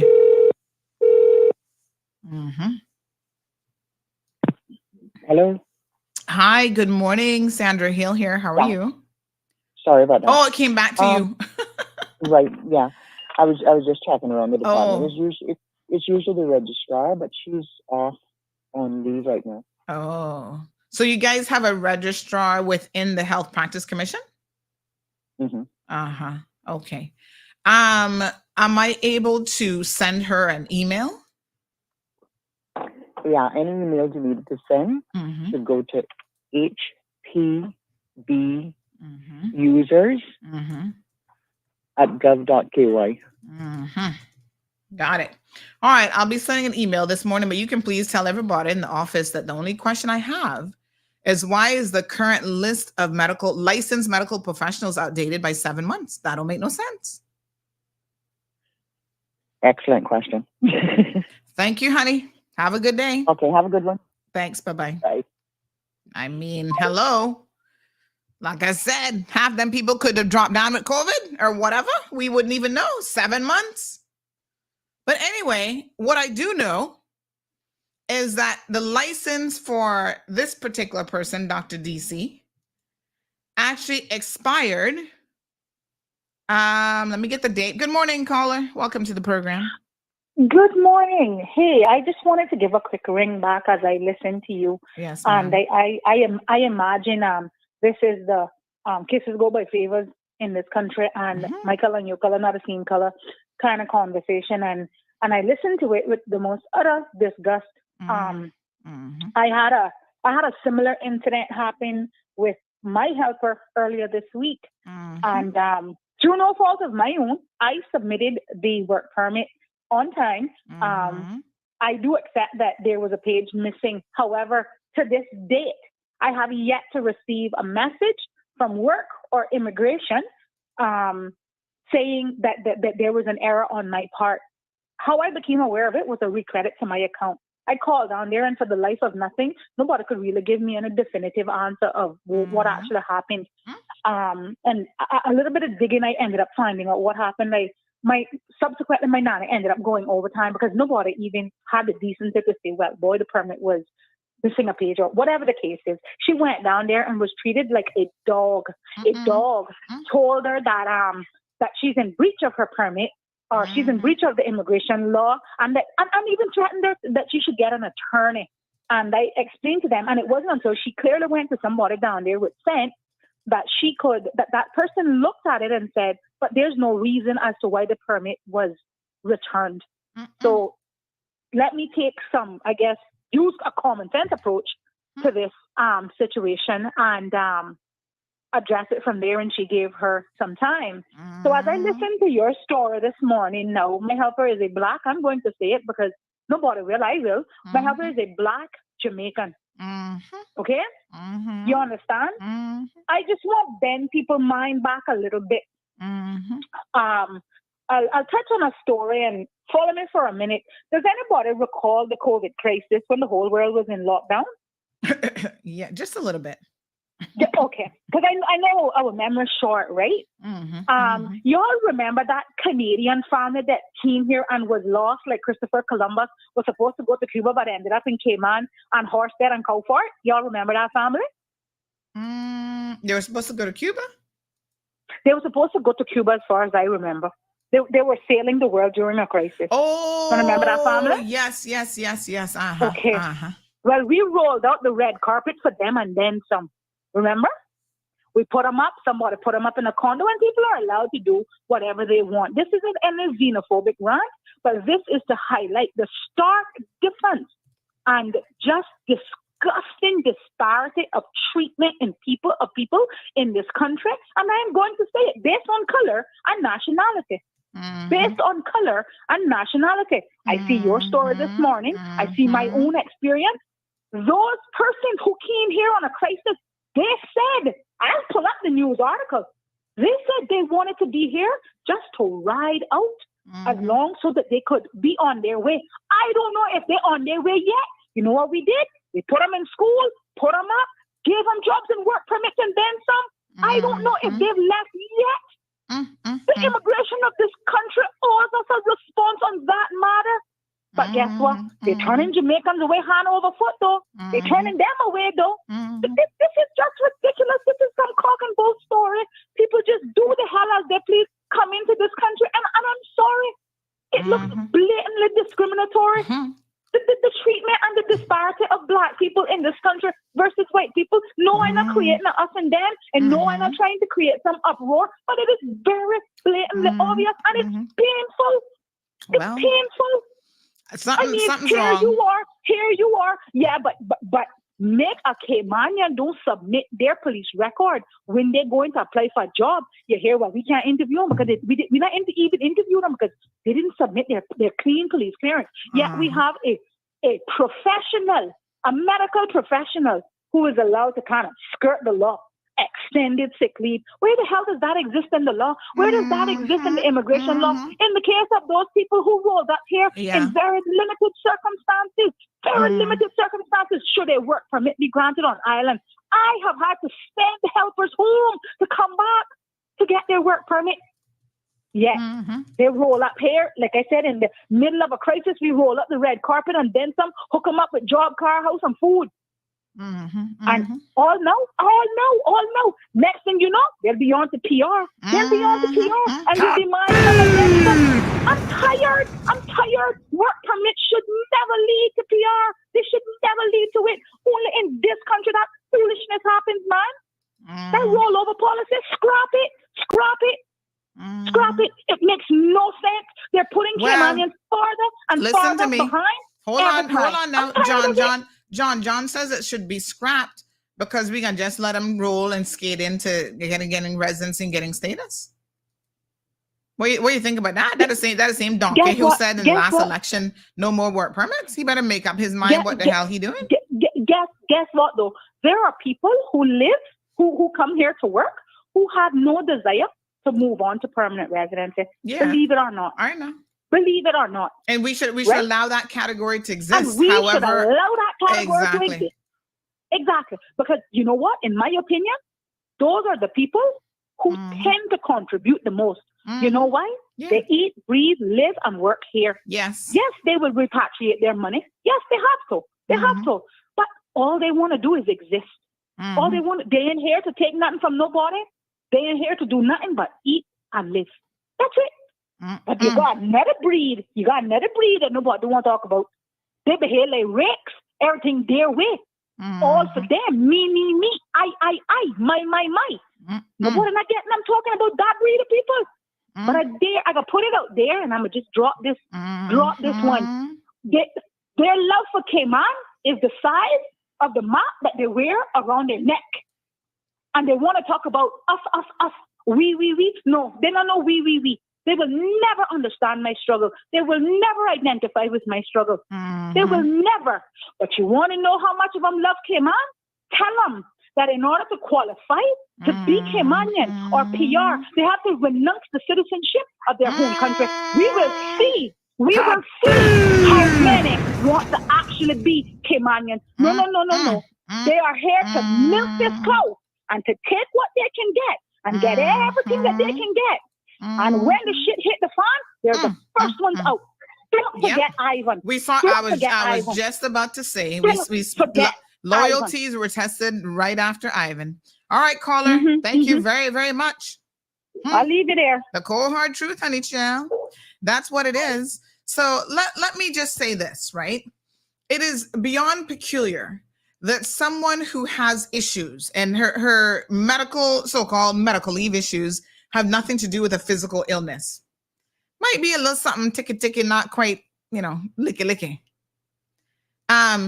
Sometimes people have problems, and we as a community, especially when they come here to work as a professional, don't need to allow them to stay here and wreak their problems on everybody in the community. We have to, as gently as possible, but as firmly as possible. Remember what I said to y'all about what Caesar Milan, the dog whisperer, said? People need boundaries and limitations and a firm hand. We need to say, thank you. You're no longer able to perform the services which you came here to do on a work permit. So please, boom, be on your way. Return to the UK, honey child.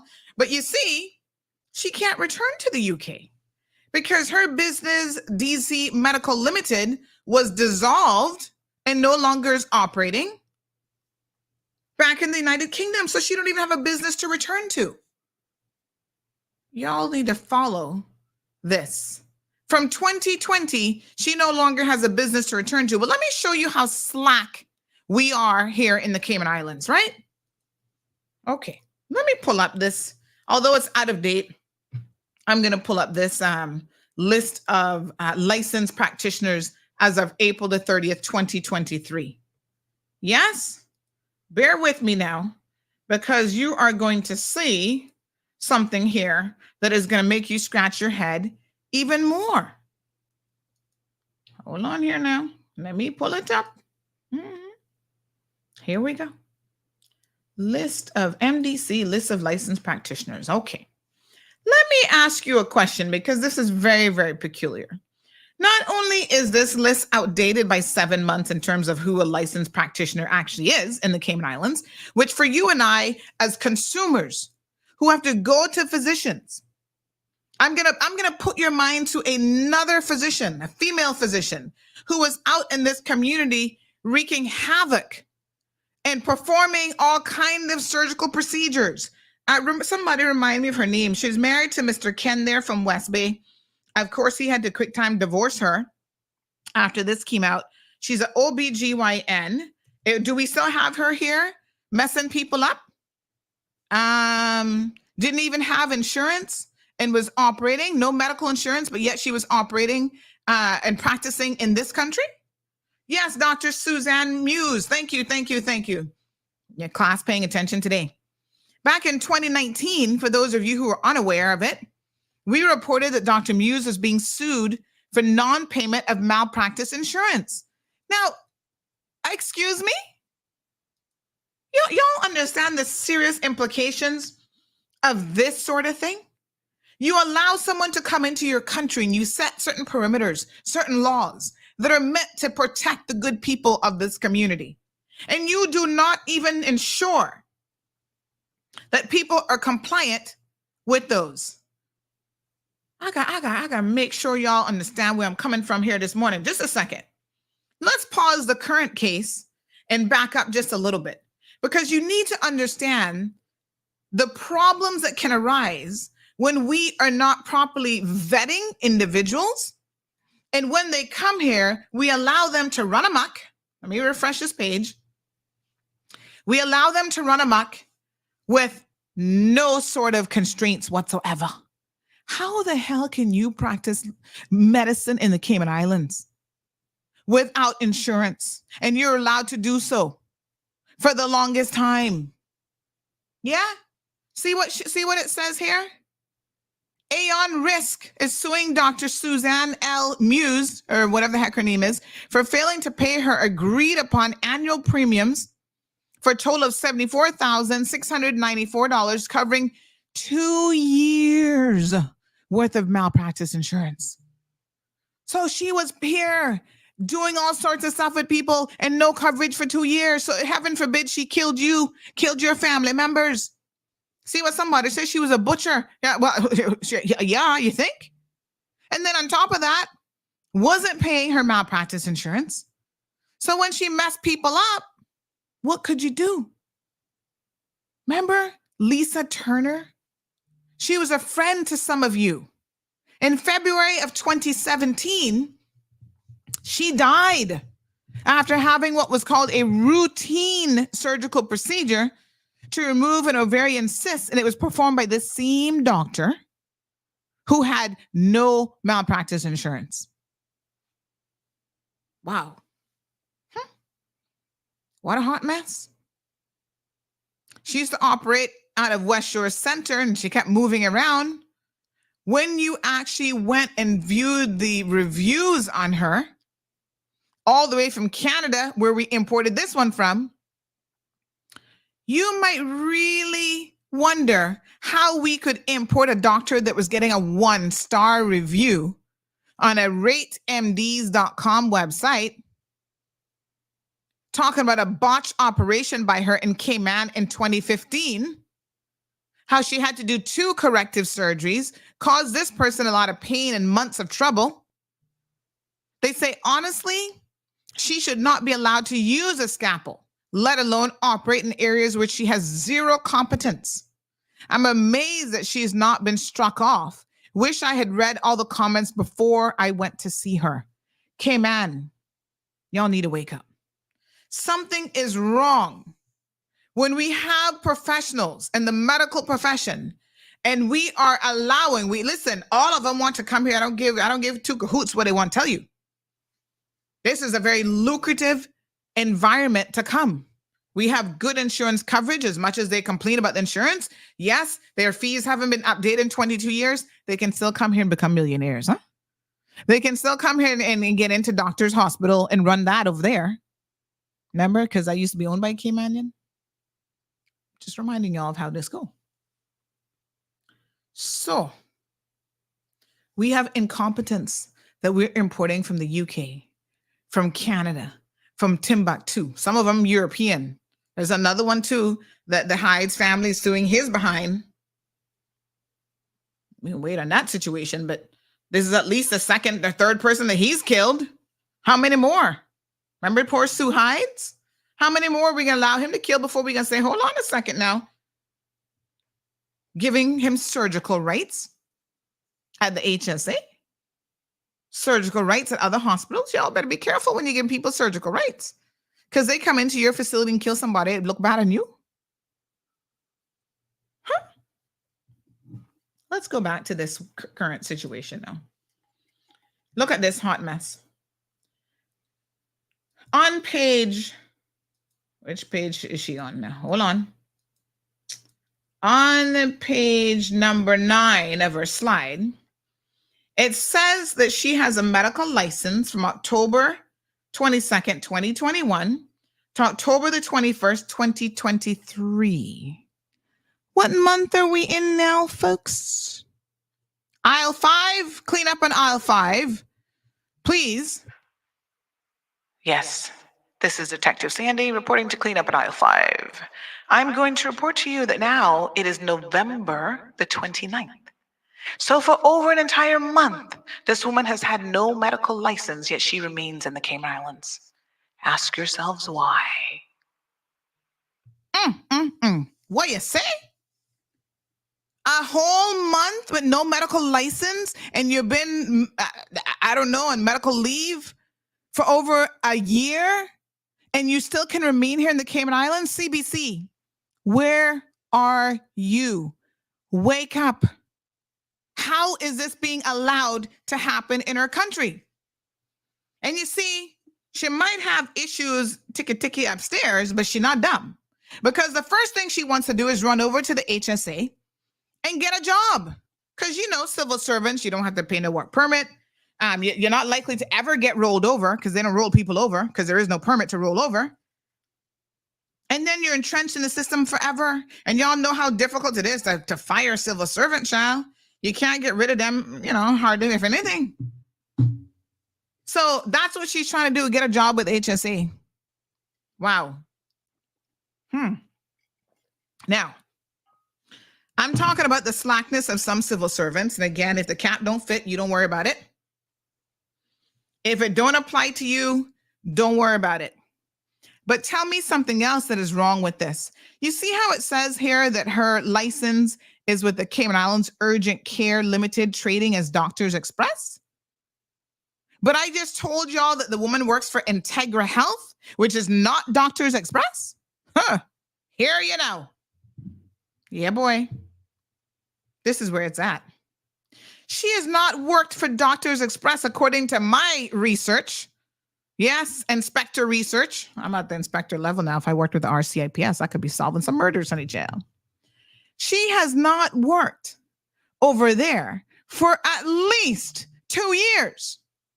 So how the heck is these people who are doing this MDC list still have her listed as being with Doctors Express? The woman worked at Integra. That is her last place of employment. Okay, anybody can answer that question for me? This is just more slackness upon slackness. Good morning, caller. You got some answers for me? I guess not. They hung up. So, yeah. I mean, she not been with Doctors Express for a minute now. According to Integra Health, and again, they're the ones who claiming that she still worked for them. She's on extended medical leave. According to their website, she's a family health specialist GP in the Cayman Islands with a holistic approach and wide-ranging experience. Yeah, they might want to really look into that a little bit closer. So she's been with them for a minute, and nobody has updated that on the MDC list of licensed practitioners as of April 2023. So it's out of date by 7 months, but actually it's out of date by a couple years. Because something that has changed, and this is a critical bit of information, where someone actually works and who, they have their medical license with, you would think is pretty important. Yeah? So I can only assume that she came here, this is not an assumption. She came here as a GP in Cayman in 2019 in both urgent care and the wider range of family medicine services they claim. So I'm assuming that when she first came here and got her license, she was with Doctors Express. Yeah? Now, she went to Integra, by my calculations, at least for the last couple years. And that information has not been updated by the MDC. What are you saying? So you are relying on a document that says that this woman has a license, and this is, she's got to get a license affiliated with a medical facility. And that's not even who she's affiliated with. She no longer works there. This is a bunch of slackness. That is the only word. Listen, I've got a lot of words in my vernacular that I could be using right now. But sometimes the most appropriate word is the one that everybody can relate to. And the one that all Caymanians are quite familiar with. Whatlessness and slackness. That what's going on here? So, this is it now. Someone says the responsibility of maintaining the register of practitioners lies with the registrar of the council, which is Dr. Carlene Vassell-Webb. Who on earth is she? And how hard can it be to update a document? Let me see how many pages. I mean, it's only 35 pages. Do you have so many doctors that you can't even keep up?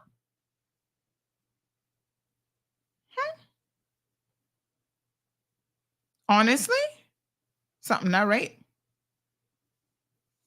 There's so much more to this story, folks, that is extremely problematic.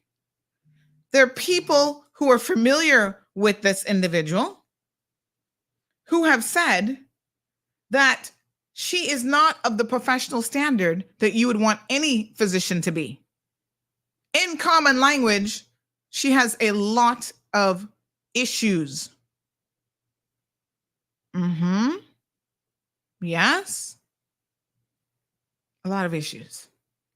She's not capable of practicing as a physician. So why do we have her in this country? Why is she still here? It's such a simple question. Yeah. My God. WORC, do y'all not know what's really going on here? Do you not care? Does the MDC not know what's going on here? Do they not care?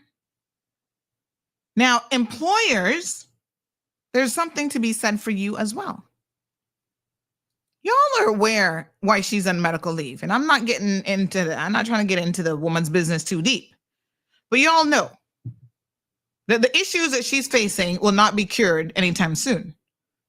If you have to terminate her and cancel the work permit, my question to you is, why have you not done so? Why are you allowing her to abuse the system?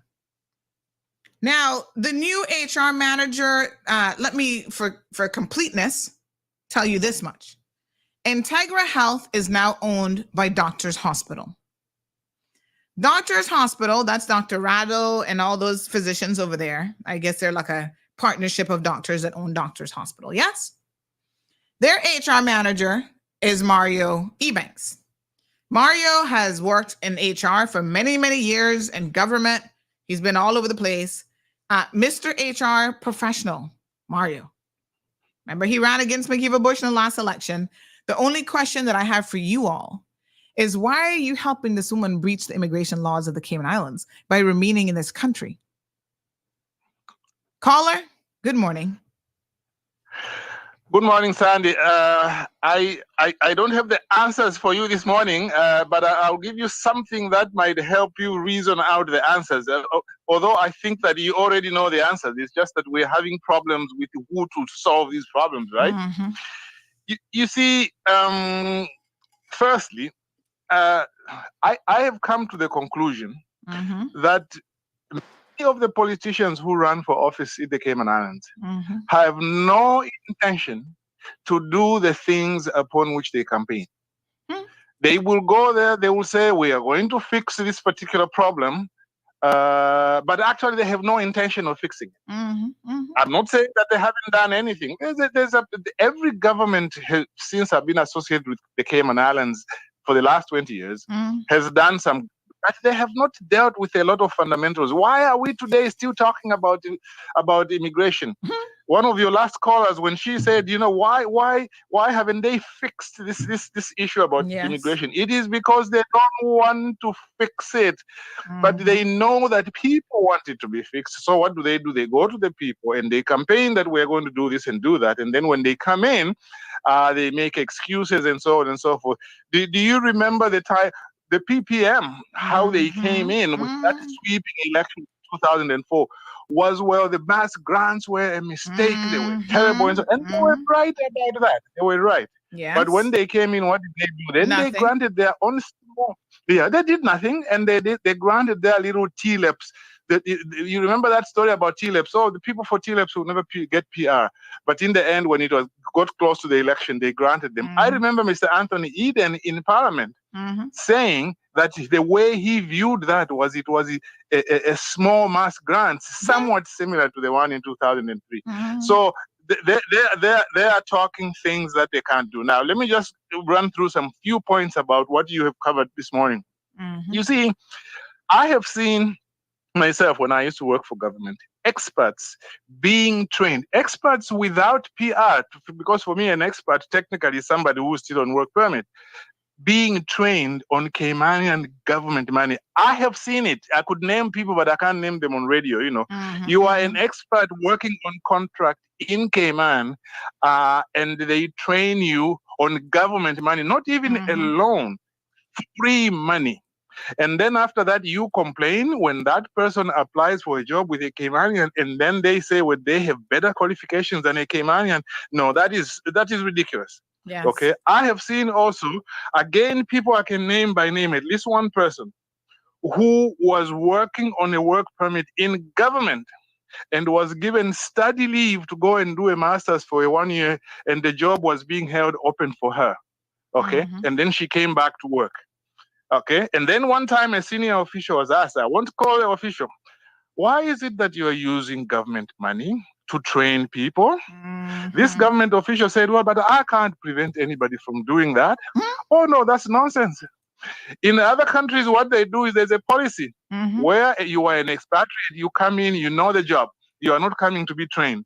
But somehow in Cayman, you can come in and you still get a job. And then you are training. You remember the chief fire officer? He was called.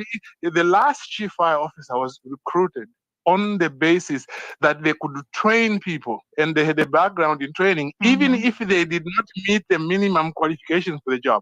What happened when the chief fire officer came? What did he do? When he came, he's the one who was going for seminars and getting training. I mean, and then finally it became a public issue, and then he had to go. Now, you have this thing, for example, also in the public service management law, which says that the Caymanian can only be given a job if their qualifications are roughly at the same level as an expat. Now, that doesn't give you any advantage at all. The rule should be, if you are a Caymanian and you qualify for the job in terms of qualifications and experience, they should give you the job unless there are some other problems. If you're an alcoholic or something like that. But if there's no other problem and you meet the qualifications, they should give you the job. Let me tell you where I came from. My home country, far from here.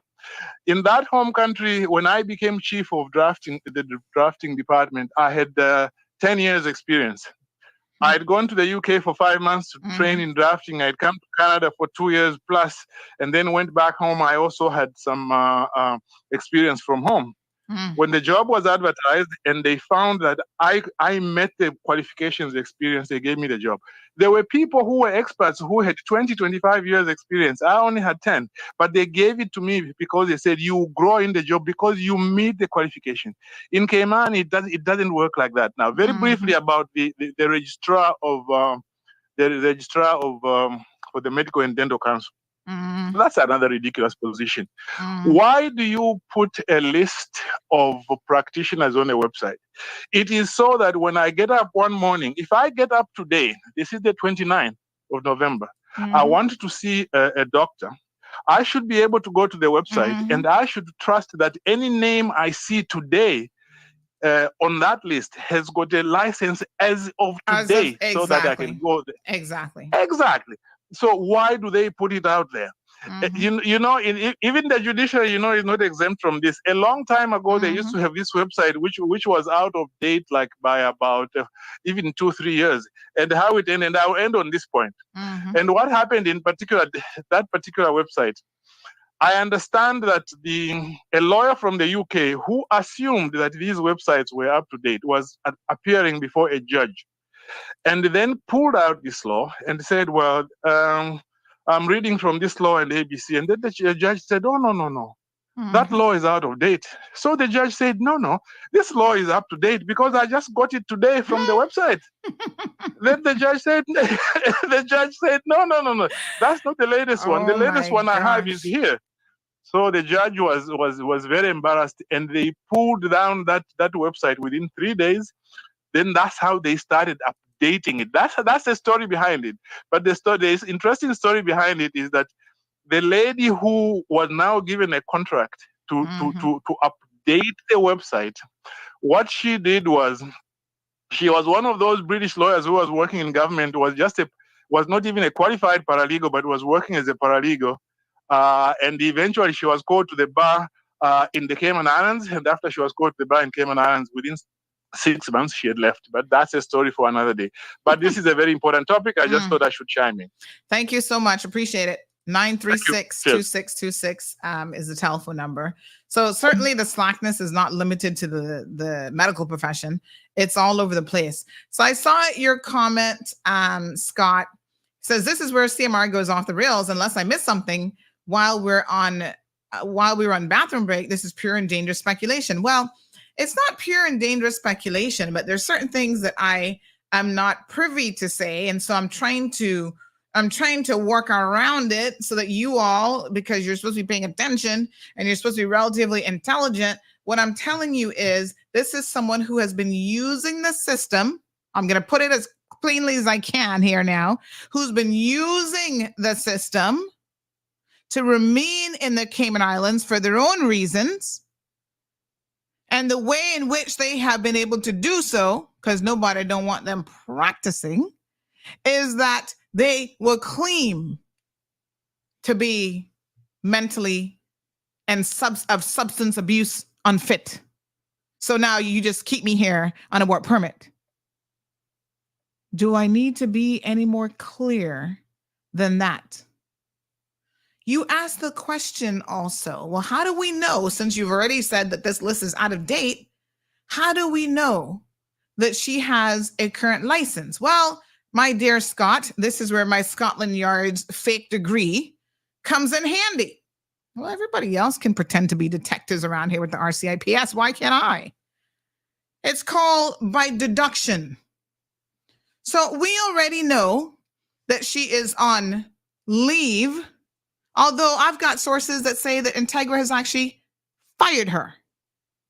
And those sources are well placed. Okay. Who would be taking out, Scott, think about it now, Scotland Yard 101, who would be taking out a license for her to continue working with them if she's no longer with Integra Health? Certainly not the HSA. She was trying it. She's running over there trying to get a job. That's why she's over there trying to get a job. Because now she has an expired license on her hand as of October. Integra Health is done with her.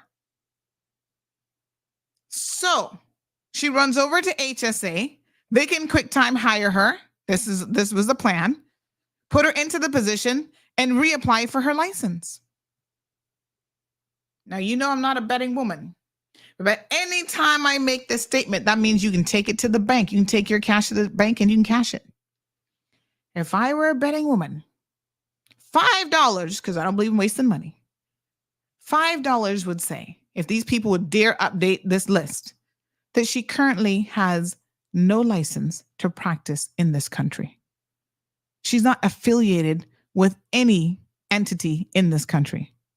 She wants an affiliation with the HSA, but the HSA better dig, and they better dig really, really good and run like the goats running from the mountaintop in Jamaica. Wow. I'm even hearing of letters of concerns about suspected severe ethical violations in her profession. Scott, sometimes I need you to read between the lines and keep up. All right. Where are we at? Where are we at, folks? I'm telling you, she should not be in this country. And CBC and WORC have some questions to answer, some very serious questions to answer as of today. In fact, I could go as far as saying that maybe they have even told her to leave and she just hasn't left. And that would be an offense of overstaying.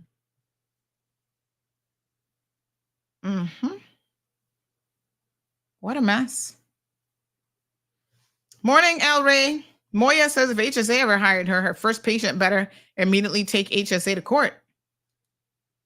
Well, I think HSA is being much more cautious these days because, you know, they have that new JCI accreditation. So in the past, they may not have been asking for credentials and reference letters and double checking and triple checking. but they're doing it these days. In fact, I'm going to give them a little bit of shout out today. Because remember the nurses that I was telling you about some months ago who were here practicing in this jurisdiction without a nursing license, and certainly not the one that they claim? Who do you think? These fake nurses back in May? Yeah? Whatever happened to that investigation, by the way? And MDC, like any other government entity, they do these investigations and then we hear absolutely nothing about it. They were investigating this. What was the outcome? Hold on. Where's my little black book? Let me write that down. That might require an FOI. Hold on here now. FOI. MDC. They don't even believe in answering emails over the MDC, I can tell you. MDC fake nurses. You see, these types of reports should be something that is put in the public domain. There's nothing to hide here. You did an investigation. Oh, that's the Nursing and Midwifery Council. Thank you. Nursing and Midwifery Council. Yes. We need to reach out and see where that report is and whatever happened. But I can tell you again, from my my research, what I do know is these individuals were actually caught by the HSA because they were trying to get into the HSA. You see, this is the ploy. You get in with government, you're gone clear. And government needs to be very, very careful. This is why you should be triple scrutinizing anybody who wants to work with government. So, you know who brought them in? Doctors Hospital in aisle 5, please. They were trying to skirt around the answer when I was asking them very, very directly. Did you hire these people? Sorry. Where did they come from? Oh, all kind of skirting around the answer. Oh, no, they can't tell me a straight answer. Well, guess what? I don't appreciate when you can't answer the question straight. Because when you can't answer the question straight, I mean, it raises an eyebrow as to why can't you just say it? What's the problem? You either hired them or you're not. Well, we're investigating and no. There should be no need for a hiccup when you are simply telling the truth. Yes, fake nurses. Dr. Margot McCrae, who's the Director of Strategic Services and Pharmacist over at Doctors Hospital. Oh, no, she can't give me a straight answer. Oh, our chief nurse is currently on maternity leave. Apologies for the delay, blah, blah, blah, blah, blah. Thank you for your patience. I'm sure you know that an individual is currently having credentials examined. Duh. That's why I asked you, that's why I messaged you and said that the heading said nurses with fake credentials. Of course, I already know that. You don't have to state the obvious, Dr. Margot. Verification of credentials and licensing to work in the Cayman Islands is handled by the health practitioner through its various subcommittees and councils. So they're passing the buck. They're saying, well, you know, they didn't catch it. The Nursing and Midwifery Council didn't catch it. So all organizations rely on the council's very robust processes to ensure only individuals adequately qualified are granted licenses. Well, that's why Doctors Hospital don't have no JCI qualification. Because one of the requirements of the JCI qualification is that you don't rely on anybody else to do your background checks for you. You do it yourself as an institution. So Doctors Hospital, that is beyond slack that you're going to tell me you're going to rely on somebody else to know whether somebody's actually a nurse or not. So it was only, somebody said, yeah, well, the process was not robust. Now, was it? You think? So it was only when HSA, as part of this whole new JCI accreditation, said, oh, yeah, we need to have your certificates and all this kind of stuff, that they realized that 2 nurses supplied the exact same transcripts, the exact same certificate. That's how they recognize that this was a fraud. Same grade, same everything. All they did was change a name. Falsifying documents, that should be a criminal offense. Are these people going to be criminally charged for the documentation of records? Huh? And yes, Doctors Hospital brought them to the Cayman Islands. So they need to stop talking foolishness in an email to me. As K-Man would say, I wasn't born this size. This is ridiculous. These are people who you put your life in their hands, and you hope and pray that they know what they're doing. But it should be more than a hope and a pray. There should be some guarantees in the system. Where is the oversight?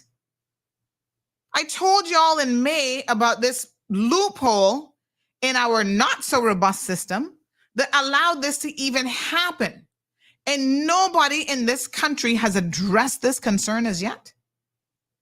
We don't know if this midwifery council has concluded their investigation, where the investigation is, nothing. And this is so typical, unfortunately, in this country. Concerns are raised. We have a big moment of, oh, what's going on? We write one article, oh my God. And then it dies down. And then they hope that you forget all about it. And we just continue on with our dysfunctional lives. And nothing ever gets fixed. And then the next time it happens and somebody gets killed, then you're going to be suing whoever decides to hire people like this. And you would have every single right to do so. It is not enough that we complain. It is not enough that CMR writes one article, that we do one show, and then we just go on with our lives. No. We need to start filing some real serious complaints with oversight bodies. And who oversees the oversight bodies? That's the other question I have. Every single agency in this country needs to have some oversight, whether it's the judiciary, the police, or politicians. Go straight down. It does not matter. Nobody is above the law. That's a fundamental principle in a democracy.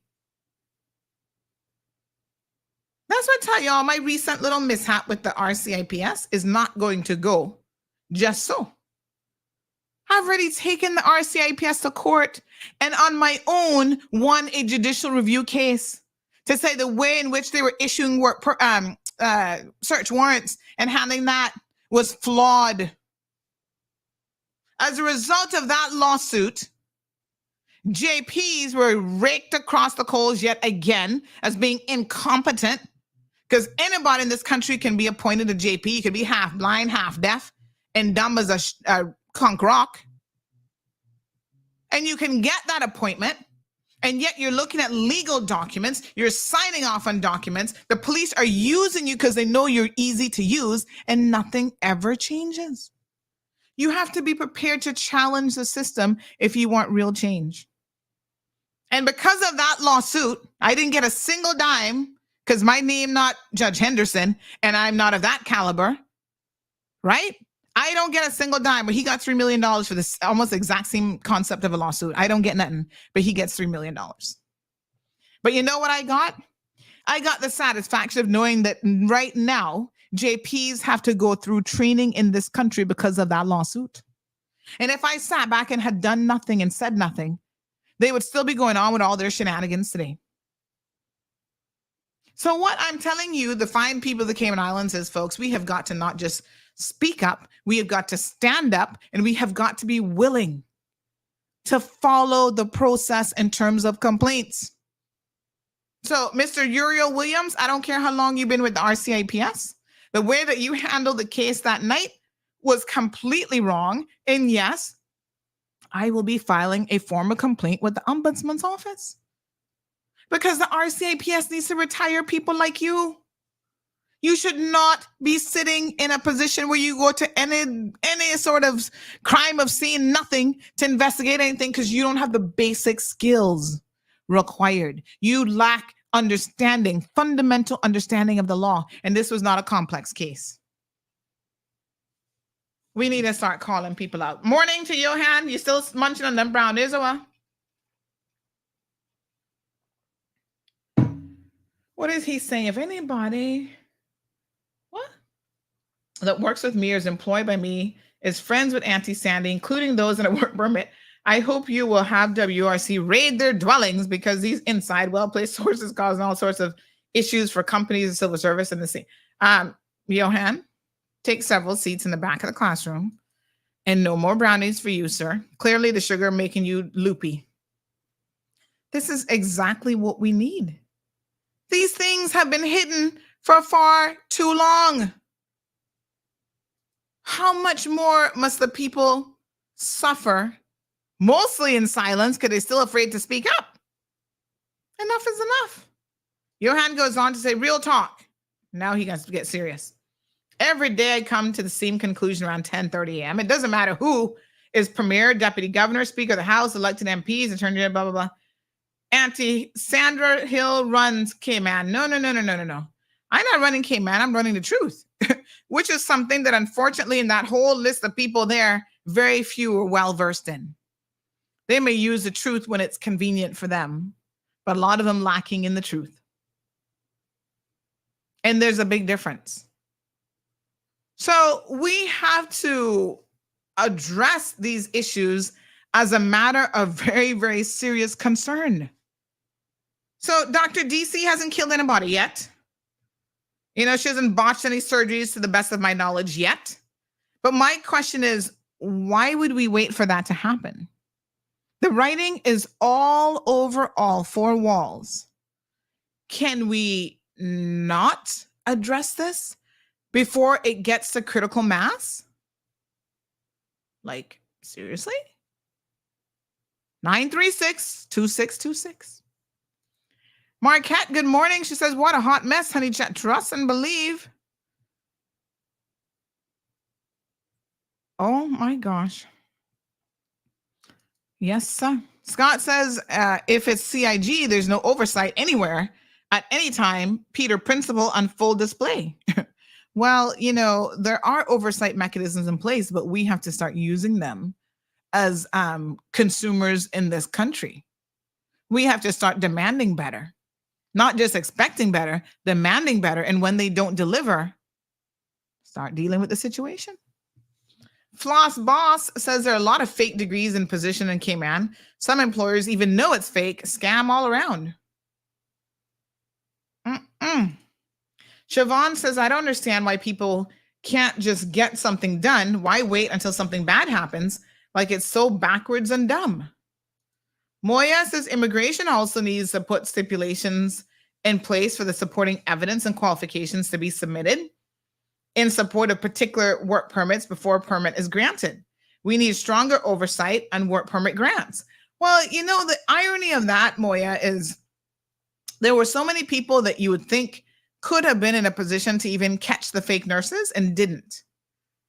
So it's like immigration's like, no, because they don't get a regular work permit. They go through the Nursing and Midwifery Council and the MDC for physicians, right? So they put the burden on them. And then once they check all the boxes over there, then WRC says, well, that council did their job. So it's a rubber stamping exercise is what it is. Amani says lots of medical facilities here in Cayman have fake doctors and nurses, especially one particular nationality that seems to be taken over as we speak. Well, I don't know about a lot. I don't suspect that there are a lot, but one is one too many when these people have your life in their hands. That's the problem. This isn't like, you're a fake gardener. What's the worst you can do as a fake gardener? Mess up my pepper trees? Cut a bush that should have been cut that'll grow back? These are people's lives. You're performing surgery on people. You're killing people in this country. There's a difference. I even know of a young lady who got prescribed the wrong medication and had a severe reaction to it, almost died. These things are a matter of life and death. And that's why it should be triple checked. That is why a list that is 7 months out of date is a useless list. It's not even worth the PDF document that it's saved on, the file document. This is ridiculous. Who else on this list is not even a doctor in Cayman right now? We don't even know. Seriously? We have a rheumatologist that expired October 17th. Well, they're with the HSA, so hopefully they've renewed that one. We can go through and look at all the ones in October. Here's another one. OBGYN, October 14th. You know, how do we know that any of these are actually valid? We don't know. Here's one that expired September the 10th. We could go through all of these. May 19th, July 25th, August the 8th. We would have no way of knowing who is currently a physician in this country. And I'm going to agree with the last caller. I was giving them the benefit of the doubt and said, well, you can at least keep it updated by the month. But this is something that should be available in real time. This should be database driven, not a friggin' PDF document. And once it's database driven on the website, you update it, boom, it's automatically updated for the world to see. Ray says, what's a conch rock? I've never heard that one before. You know what I mean. Oh, Miss Lucille says, Sandy, I'm going to change you from Mall Road to what? FB. Undercover. Oh, FBI, Undercover Center. And I don't have to find money to send you back to university, laughing out loud. God bless you always. What a hot mess. Johan, go sit down. Go sit down and watch another football match. Chum. Siobhan says, too many on a power trip and don't care about the people of the Cayman Islands. What a hot mess. Good morning, Miss Sue. I see you shopping up a storm. Where did you go? Was that Tampa? I couldn't quite make out where you were. Says, no one is doing anything to help the Caymanians. Like I said, what's good for one is not good for the other person. And this is really about equality, right? I think it was Charles that said, well, Sandy, you know, there's different rules for them because they're white. I don't give a to cahoots what they look like and who they are. Everybody has got to be held accountable. Johan says he's not sharing his brownies with this woman. She gonna come knocking on your door, not mine. It's just ridiculous. Gabby says is HSA government, though. They don't have Cineco, and they're not getting that extra $1,500 from what I hear. Well, that's not necessarily true, that last part. I'll tell you about that here in a second, because I do want to talk a bit more about that $1,500. But they are an SG. They fall into the statutory authorities category. So yes, they're not part of central government, but they're still owned by government. So they're part of government. Good morning, caller. Welcome to the program. Hey, good morning. I'm listening about all the potentially expired licenses. Mm-hmm. You know, the expiry of the license is not necessarily the biggest problem, because if you were a licensed brain surgeon yesterday and your license expired at the end of last month, doesn't mean you're no longer qualified. What you are no longer is covered in case of liability. Exactly. Well, I'm saying there's a lot of things that are tied to that license, right? Exactly. I mean, any kind of question that should arise. As you know, I was an airline pilot for many years. And the fact of the situation is that if I flew an airplane while my license was expired and anything, it did not have to be related to the fact that I flew or anything. The investigators, especially the insurance investigators, would deny the claim. Absolutely. They would deny the claim. That's right. And that is the biggest problem, you know, and unfortunately, it is part of the lifestyle that, oh yeah, we're gonna put that on the register that you have been renewed, but sometimes it could take months. Absolutely. And it is no longer doable in this day and age, because we have a society that likes to litigate, and unfortunately, some of the mistakes that can be made by a licensed or non-licensed person can be very, very costly, because they can have a huge impact on the victim's life. Absolutely. Thank you so much. Appreciate the call. You're welcome. All right, my dear. And yes, I mean, that's the whole point of, you know, licensing. The caller makes a valid point. Doesn't mean that you couldn't get up today and perform the same surgery you did yesterday, whether you had a license or not. But there are things that are tied to that license. And that's why I was bringing in the whole point of medical malpractice insurance, which is something that is very, very important for a doctor to have. Because even if they make a mistake, they're human beings. Sometimes they make a mistake. Things happen during surgery. You have that coverage for a reason. And when you don't have that coverage because you breach the law, it's the same thing when you drink and drive. Insurance in this community, in this country, by law, can deny your claim. And now you have innocent people, and we're going to have such a person on the show on Friday. You've got innocent people who are now going to have to suffer because you were not compliant with the law. And because you were not compliant, your insurance company has the right to deny any responsibility for you. And by the way, I think this is something that we may have to really think about changing because it's causing a lot of serious problems. So they will deny a claim because you were drinking DUI, or because you didn't have an active license, and by law you're supposed to have a license. They look for any reason to deny your claims. Good morning, Paul. Paul, joining us from Bermuda this morning, says, "What a hot mess, Auntie Sandra. You need to be working in the RCIPS special branch." Chat, please. They got too much slackness going on over there for me to fool with them. Morning, Mary says, "This is beyond pathetic. Where is the accountability?" I'm here saying that I don't know where that accountability is. Because as far as I'm concerned, there is none.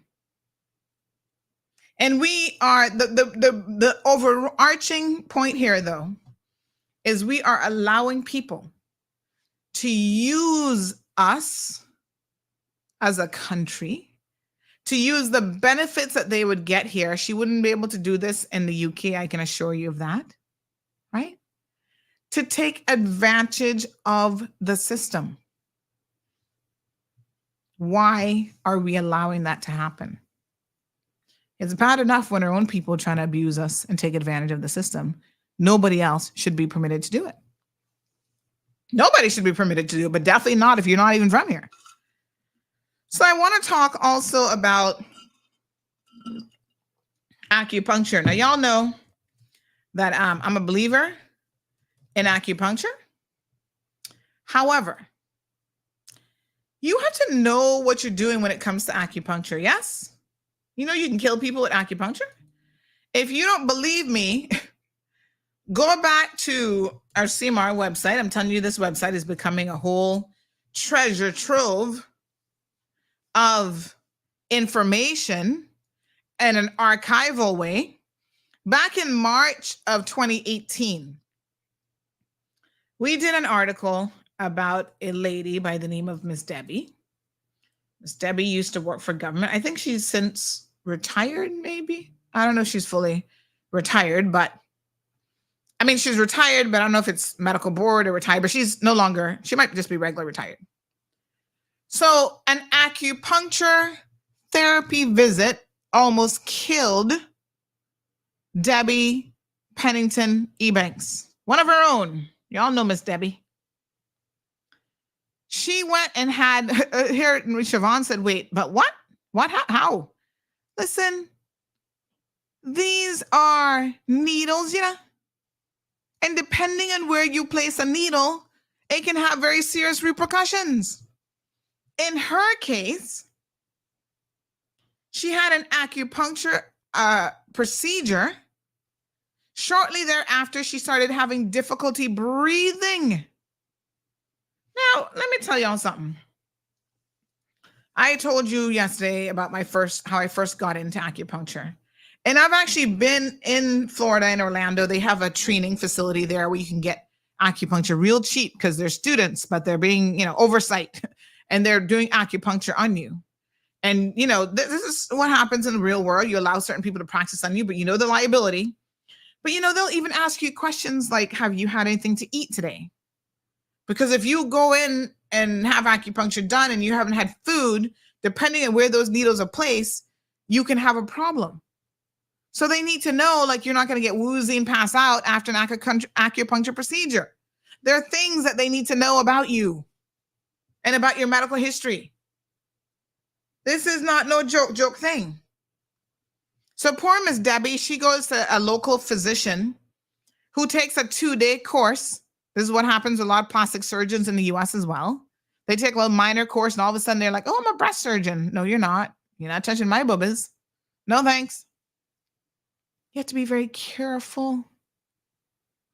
Taking a 2-day course does not make you an acupuncturist. And what they do is called dry needling. And as I informed you yesterday, that's very different than traditional acupuncture. Different types of needles. There's a different depth at which needles are utilized. So poor Miss Debbie goes back to work and starts having difficulty breathing. She almost died, huh? Y'all listen to me.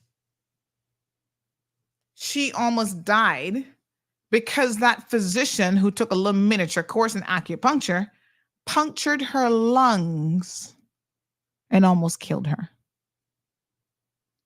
And then after she had a collapsed lung, he tell her she must drive herself to the hospital. Wow. So thanks to Dr. Omar Felix. By the way, where's Dr. Omar? I heard he left Cayman. Is he in he's in Canada or somewhere now? He used to be at the HSA. Well, child, he done moved on. Dr. Omar Felix and Dr. Shamari Blake saved her life in the emergency room at HSA. Because trust me, a collapsed lung that's fatal, right? They performed a what is it called? Thoracotomy. Hold on. That's where they put the tube in your throat, if I'm not mistaken, to allow you to be able to breathe, because basically your lungs, once they're deflated, cannot help you. Hold on, let's get there. Thoracotomy. Oh Lord Jesus, we're gonna need dictionary.com for this one. Hold on now. We can get the correct pronunciation. That's what I love about dictionary.com. They tell you how to pronounce everything. All right, let me see now.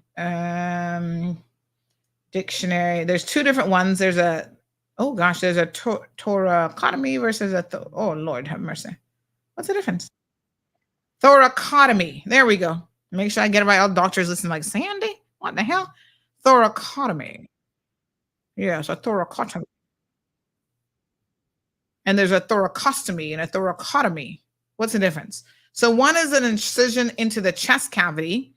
The other one is the construction of an artificial opening through the chest wall, usually for the drainage of fluid or the release of abdominal accumulation of air. So she had, let me tell you which one she had now.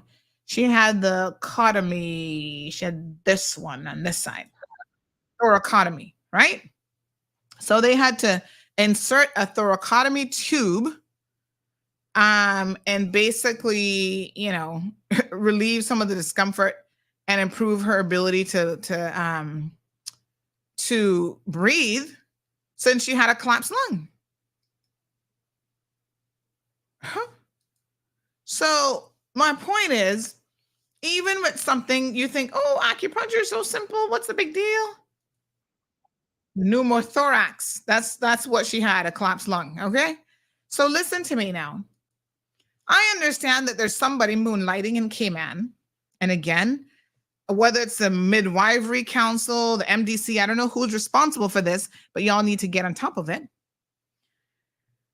They are moonlighting, claiming to have all sorts of credentials when it comes to acupuncture when they've just done a little miniature course. Don't fool with these people, because you go in there and they puncture your lung and kill you. What are you going to do?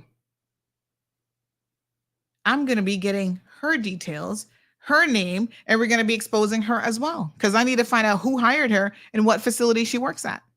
I'm in the preliminary stages of my investigation on that particular case, so do give me some time. But even the initial concerns brought to my attention are shocking, claiming that she has way more experience in acupuncture than she does, claiming she has certifications and degrees and pretend like she's a doctor when she really isn't. Say what? Yeah, this is very dangerous. I told y'all on yesterday's program, I've had acupuncture on this island. The person of my choice that I go to is Gavin. He has had 6 years of I think his degree took him 6 years. And then he does a 6-month practicum. And he's been practicing for many years since then, where he was supervised at every turn as he was in the field. Don't make nobody take one little 1-2 week course or even a 1-year course and come and tell you that they're as qualified as him, because it don't go so. Be very, very careful. Speaking of which, the shoulder, I had a little treatment yesterday. I went to my acupuncture appointment, feeling much better. I might have to go back again next week and get my back worked on some more. India says that man ruined my mommy's quality of life forever. What man? Oh, yes, thank you. India. Wait, Miss Debbie has another daughter? How I only know about Aquina? I don't know about you, India. Oh, hi, how are you? Yes, I mean, poor Miss Debbie, she's lucky to be alive. And you know, the sad thing is, this is what they do now. They're going to hide who it was. And, you know, oh, we can't say who he is. I mean, Miss Debbie can't tell you who he is, but I can tell you who he is because I not signed no agreement with nobody. He didn't give me no money. There's no settlement here. Y'all want to know who it is? What mess. Denver says there's so many unique qualified people working in our islands, you'll be shocked to know our government does not have the capacity to do their due diligence as rubber stamping permits. Well, we need to perhaps slow things down a little bit and find the capacity, because it's very, very dangerous. What a hot mess. And India confirms that her mom was medically boarded because, you know, after this, I think her life, you know, as you say, it was never the same ever again. Daniela says, I was a victim, also paid money to do a C-section and the doctor couldn't operate because his license had expired. Wow. That's another good point, Daniela. Physicians who have access to surgical facilities, say, for example, you know, the HSA, if the HSA is relying on this list, which I don't know if they are or not, are they potentially allowing physicians to have access, and even doctors, hospital, anywhere that does this thing where external surgeons can come in and use their facility? Do they have an updated list of who's properly licensed and who isn't? That's a very good question. Bevon says, Dr. Omar Felix, he may be at Doctor's Hospital. I heard he'd actually left the jurisdiction, but I can certainly find out. Carla says, Gavin is the best. Siobhan wants to know who the person is. Well, is he still in Cayman even? Hold on. Let me try and find out. I can tell you, because, you know, like I said, they can't do nothing to me because what I'm telling you is the truth. So he's a chiropractor. And again, this is where you got to be careful with certain, you know, professions. A chiropractor who also wants to be an acupuncturist needs to go and do the proper training to be an acupuncturist. Okay? So Dr. Lippett, is he still in Cayman? I love these little generic websites that they put up. Oh, I'll do sports injury treatment. I'll do neck pain injury treatment. I'll do acupuncture. I'll do that. You're not doing no acupuncture, me, Bobo. Not after you almost killed Miss Debbie. I don't think so. I guess he's still here. Looks like he's still here. West Shore Wellness. Go and put 2 and 2 together, and you should get 4. Strong Will, good morning. Says hi. Also, Doctor's Rectory. Who's Doctor's Rectory? Damaged my 2 tube removing fillers. Your what? What tubes? Uh-huh. All right, folks, let's talk a little bit about this $1,500 because this is causing nothing but pure havoc in the community. I ran out of water today. I was doing so much talking. I'm on my little ice shavings at the bottom of my cup here. One little smidgen left. So listen now. Good morning, First Lady, honey child. Aren't you on vacation? How are you doing? So one of the issues that this situation has created, and I need y'all to listen carefully to me now, is that everybody in the civil service is saying, well, the Premier Juliana O'Connor Conley can fine $1,500, the tune of over $6 million is what we calculated. And that is if the 2022 figures of how many people are employed in civil service is accurate. It probably has gone up since then, but let's use that as just as a minimum, $6.6 million or whatever. Yeah. They're like, well, if she can give that kind of money out, what about me? And you know what? Everybody saw this coming. A blind mind in China kind of seen this coming. Because all of the agencies are now like, what about me? What about me? You know what? She should have to pay every single Caymanian, whether they work in the civil service or not, $1,500 in the month of December. Now, I don't believe in taking money when you don't need it, but to teach Juliana O'Connor Conley a lesson that you cannot buy people, I want my $1,500 too. I donate it. It is ridiculous that she has done this and her other ministers jumping in as though this is a good thing for the people of the Cayman Islands. This is not a good thing. But if y'all want to be, the heroes coming in on a white horse, then give every single Caymanian $1,500 for Christmas. Because look here. Their CEOs, directors, and chairperson. I'm happy to advise that the UPM, that's the UPPF government, is in full agreement that the $1,500 one-time payment for the month of December that is being awarded to civil service employees is also extended to all SAGCs once savings can be found to support such payments. Let me pause there. Once savings can be found, where did y'all find the $6-something million in central government from to begin with? When the financial secretary told y'all to wait, you're not even listening to good advice. Anyway, Minister of Tourism and Ports claims that Cayman Airways, PACI, that would be Port Authority, CIAA, CINAA, and the Turtle Center employees will be receiving the one-time payment as the necessary savings have been found in the respective entities. Really? As the Minister for Tourism and Ports, I'm happy to be able to do this one-time grant, as I know all of the above entities' employees, I think there's supposed to be apostrophe in there somewhere, apostrophe S, have worked extremely hard over the last year. And in light of the increased cost of living, it will be a welcome payout. Please feel free to share this happy news to your staff. Okay, that's fine. But again, my only question is, can we afford it? Because giving somebody a one-time payout, the cost of living never goes down. So we're going to start doing this every single year? Are you guys going to find money in the budget each and every year to give Caymanians a bonus? And I think you need to extend it. What about the pensioners? They're crying foul here. They're like, well, we getting the least. We don't even have a job. And we getting the least little money. What about us? So, Julie, you better go digging in your coffers. Cancel that Brack school. I better not see that show up on no budget come December the 8th. And find all of the money to give everybody $1,500 a month. Your pensioners want to know, where's their $1,500? Just saying.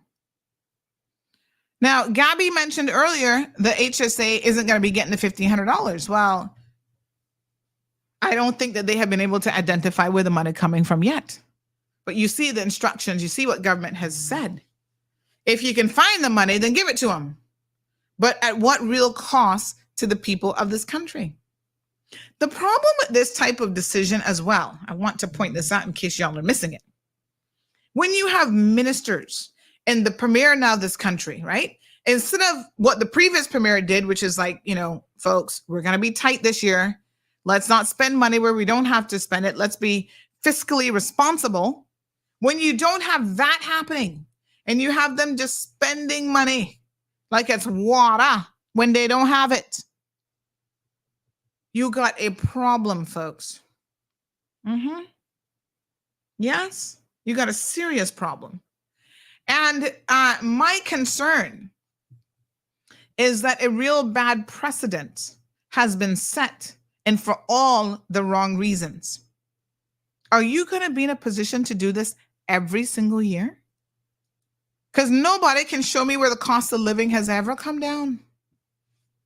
They're also putting undue pressure, whether purposely or not, on all of the authorities to now find the money. So every single board, whether it's the HSA board, SEMA board, all of these people now need to have meetings to see if they have it in their budget to pay their employees $1,500 a head. And even if they don't have it, you could see how this could be construed as undue pressure. I'm waiting on the Auditor General. Madam, please, where are you? I know you're coming up on Christmas break now, but I'm waiting on her to really do a deep dive into this decision. She needs to get the minuted notes where the financial secretary, Mr. Kenneth Jefferson, said, don't do this now. I cannot advise you do this because you might be putting the government in a deficit. He went on record, Miss Auditor General. Go find it. Scrape and rape these people. Rake, not rape. Good Lord, definitely not rape them. Rake them over the coals with the truth. See what somebody said, not including the pensioners is discriminatory. That's what y'all get. The pensioners should sue you too for their money. And every Caymanian should sue you. Because when you make a bad decision, you're not just making it for a select group or one group, you're making it for all of us because all of us have to pay when government is in the red. Sure. Tell you what. Alejandro says, now we talking, Sandy. What a hot mess. Siobhan says, yeah, pass that $1,500. Yes, so. Laughing out loud. Every month at that, says Alejandro. You see? You see the socialist mentality y'all creating government talking about you want to give us something for nothing?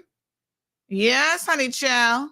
Your people will start asking you for money every month. You're going to be like the poor Seminole Indians, where every Indian on the reservation is a drunk and an alcoholic and don't want to work because you're giving them thousands of dollars a month to do nothing. Alejandro, there's no such thing as a free meal in life, you know. Nothing is free. And I can even go as far as telling you that anything that you get for free is probably not worth it. Just like some of y'all got these girlfriends and women for free, they're not worth it either. I'm just saying. That's telling y'all the cold hard truth. They're not worth it either. What a hot mess. Yep. Y'all want freeness. Y'all want freeness. You pay for everything. Yes, sir. All right. There's no such thing as a free lunch. Let me put up that quote for you to ruminate on for a minute. Let us say, God bless him that has his own. Miss Sue said, I heard a lot more about this. Government gave themselves a big fat raise too. Was unbelievable. Yet to help us all for Christmas. Damn right. She should have to give everyone $1,500. Do they get the $1,500 as well? I certainly hope not. Let's make sure we ask that question just in case. Just in case, because only God knows.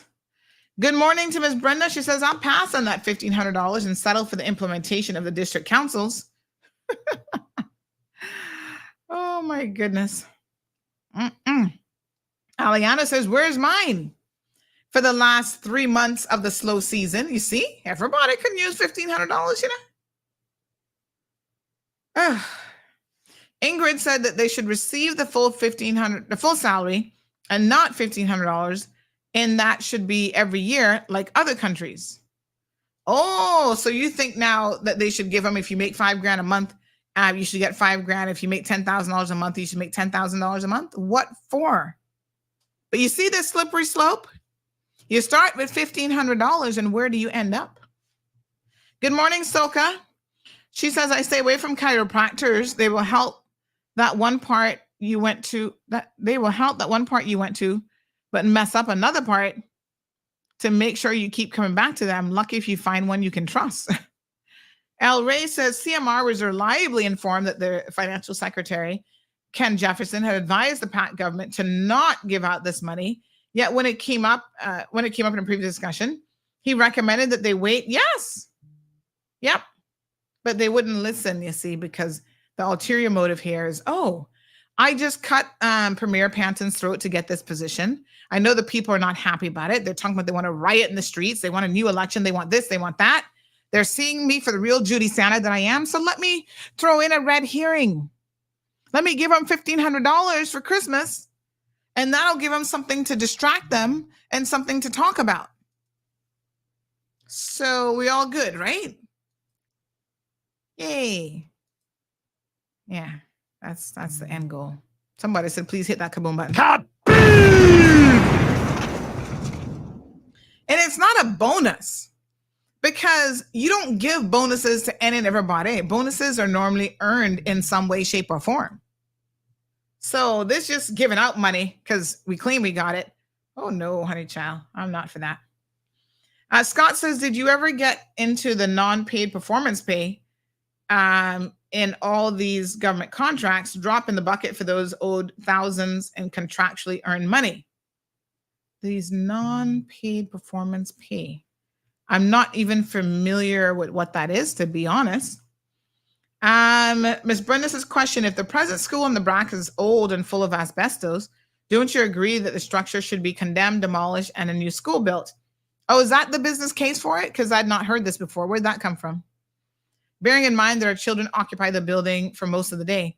Oh, so who has said this, that it's a condemned building? An independent source or the MP for the BRAC is claiming that? Where has that come? I've never heard that before, so I'm not sure where that has come from. That is certainly news to me. Yasmin says, what about the schools? They need $1,500. Well, they better find money to fix that AC at Clifton Hunter. That's what they need to find some money for. Talking about they got millions of dollars to waste. Alejandro says, Julie's afraid of losing people's attention. Well, I don't think their attention is the problem. We just don't believe that she's a loyal, ethical person. Gabby says $1,500 can't do anything. Make it $2,000. You know what? Make it $10,000 a person. That's what y'all should be telling her. You want to buy your vote? Well, at least make your vote count for something. $1,500 not worth nothing for your vote to keep putting the same duplicitous persons in office? No, sir.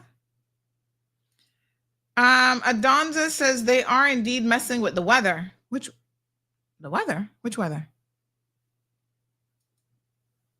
Is there a snowstorm coming?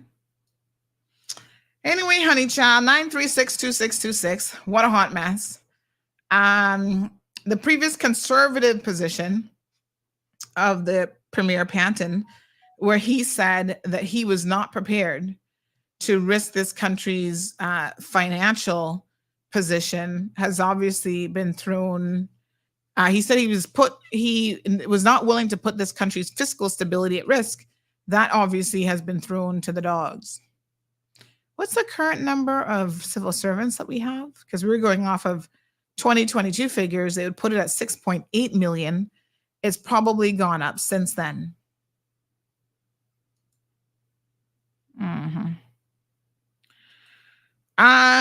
Many people in government contracts have performance bonuses linked to their annual review, up to 5%.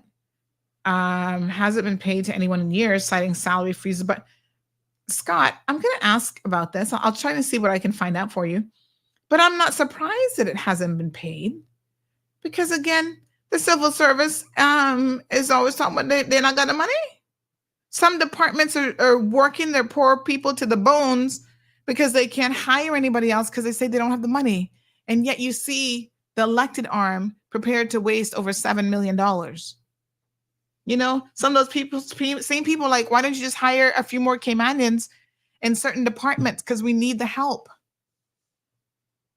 Oh, sorry. Oh, he said they wasted money on climate change. I didn't even see that. Okay. Thank you, Adonza, for clarifying. because I did not see that comment. But yeah. What a mess. But what do you mean they wasted money on climate change? The government not spending money on climate change. We didn't even have a ministry related to the environment or climate resilience or anything until this last term. And I sincerely doubt they're wasting any money on it.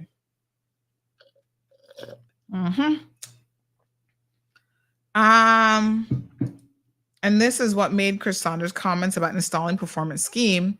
There already is one that they don't honor. Okay, let me see what I can find out because I'm afraid I don't know very much about this. So I will certainly find out. So someone is saying the current number is 4,500. No, that's as of 2022. So that's not the current number. That's according to the Auditor General's report from 2022. So, I mean, we can ask. Let me see if I can find that out. How many civil servants are there currently? We can try to find out, but that was from their Auditor General's report.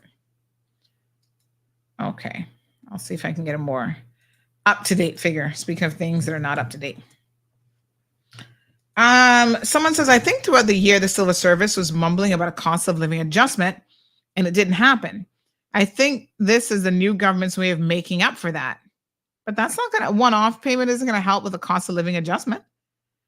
If you check over the years, the civil service gets some sort of a raised stroke increment and sometimes retro. But again, that freeze has been in place for many, many years. So I don't know about that.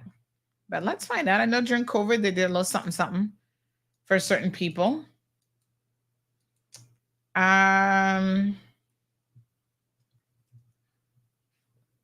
What on earth is this? This person says, good morning, honey.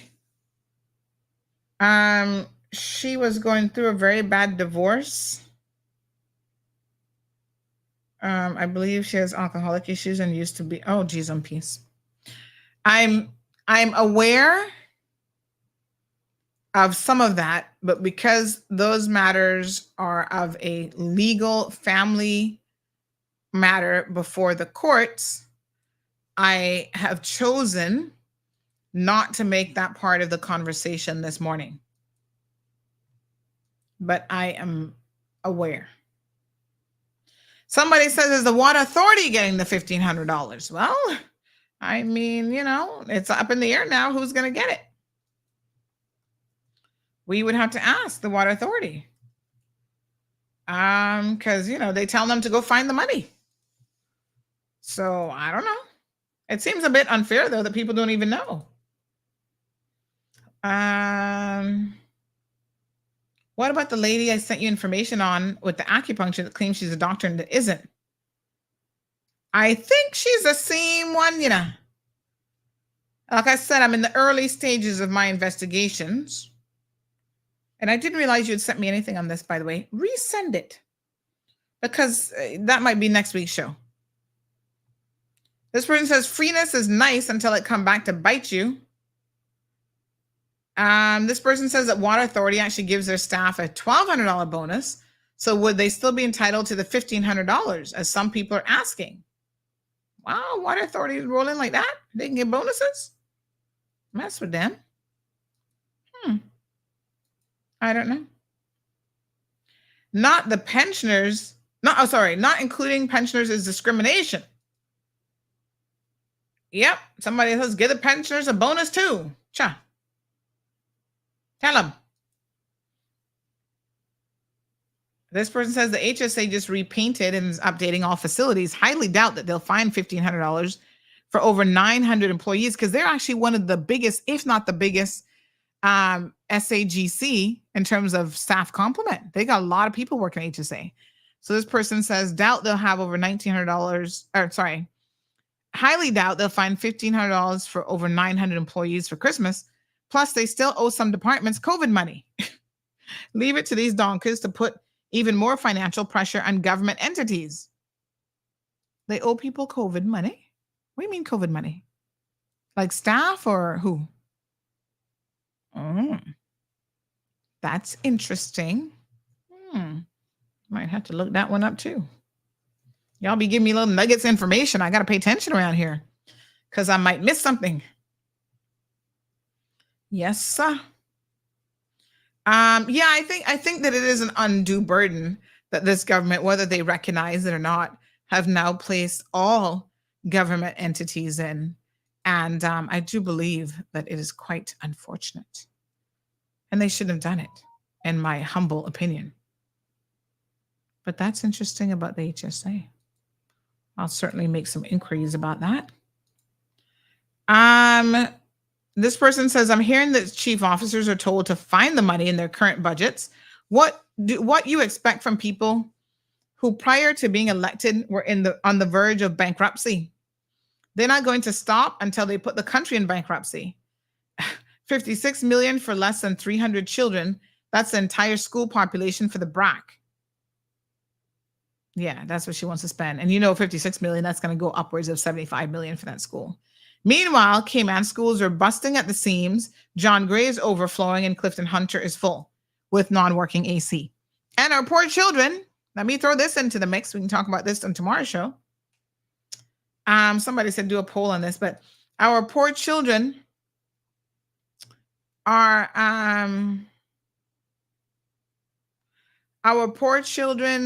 complaining, and they're messaging me by email, complaining about the food, the new free food, because not named free, but the new food the government is paying millions of dollars for at John Gray. They're complaining they're getting sick off the food, like physically sick.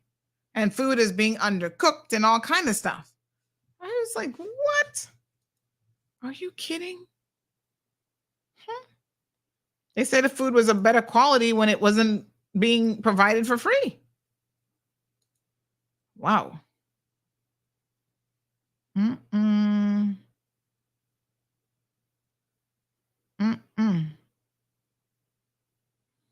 What a hot mess.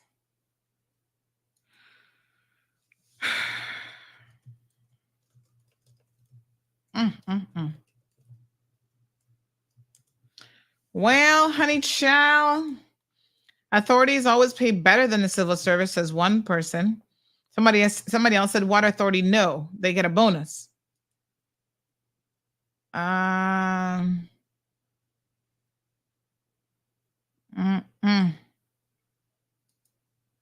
This person says, love the topic this morning.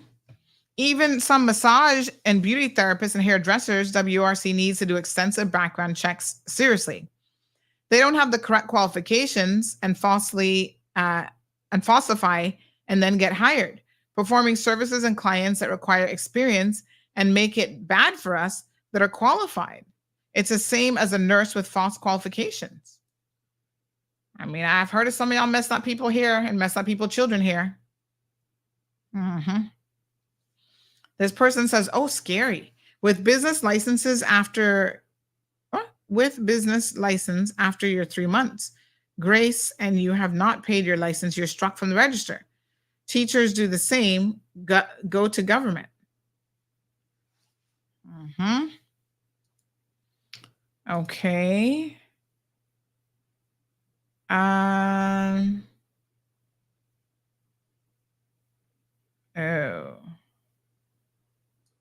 Okay. Somebody said that she used to be at Doctor's Express when she first arrived in Ireland. That's shameful. Oh, this is a question for HSA. We shall ask them directly.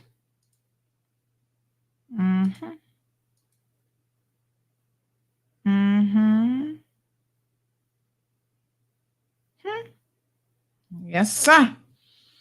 What about the teacher at Prospect Primary sent home? She's still getting paid and will also get the Christmas bonus here on a work permit. Well, government doesn't need work permits for their workers, but this is the one with the slapping incident. By the way, did y'all know there was another incident recently with a biting or something? And a kid got slapped for that too. I don't even know. What a hot mess. Somebody said, do a poll on that, honey child. How many again? Okay, we got a couple of polls that we need to do.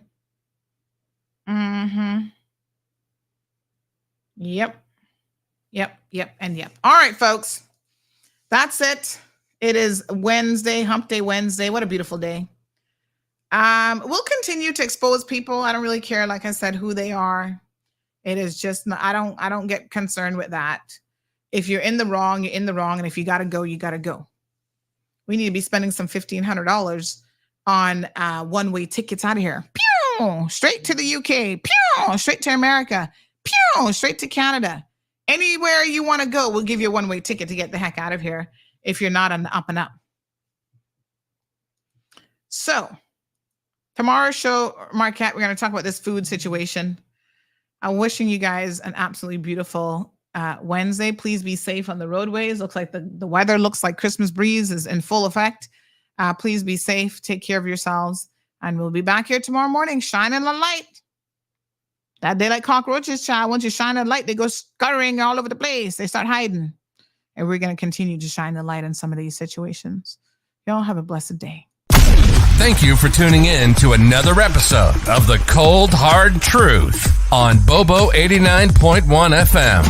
Cayman's #1 talk show is live weekdays from 7:30 a.m. Never miss an episode again. Watch anytime on CMR's Facebook and YouTube channels for the latest show episodes. Don't forget to follow us online on our social media channels and visit CaymanMarlRoad.com for all the latest news and community happenings.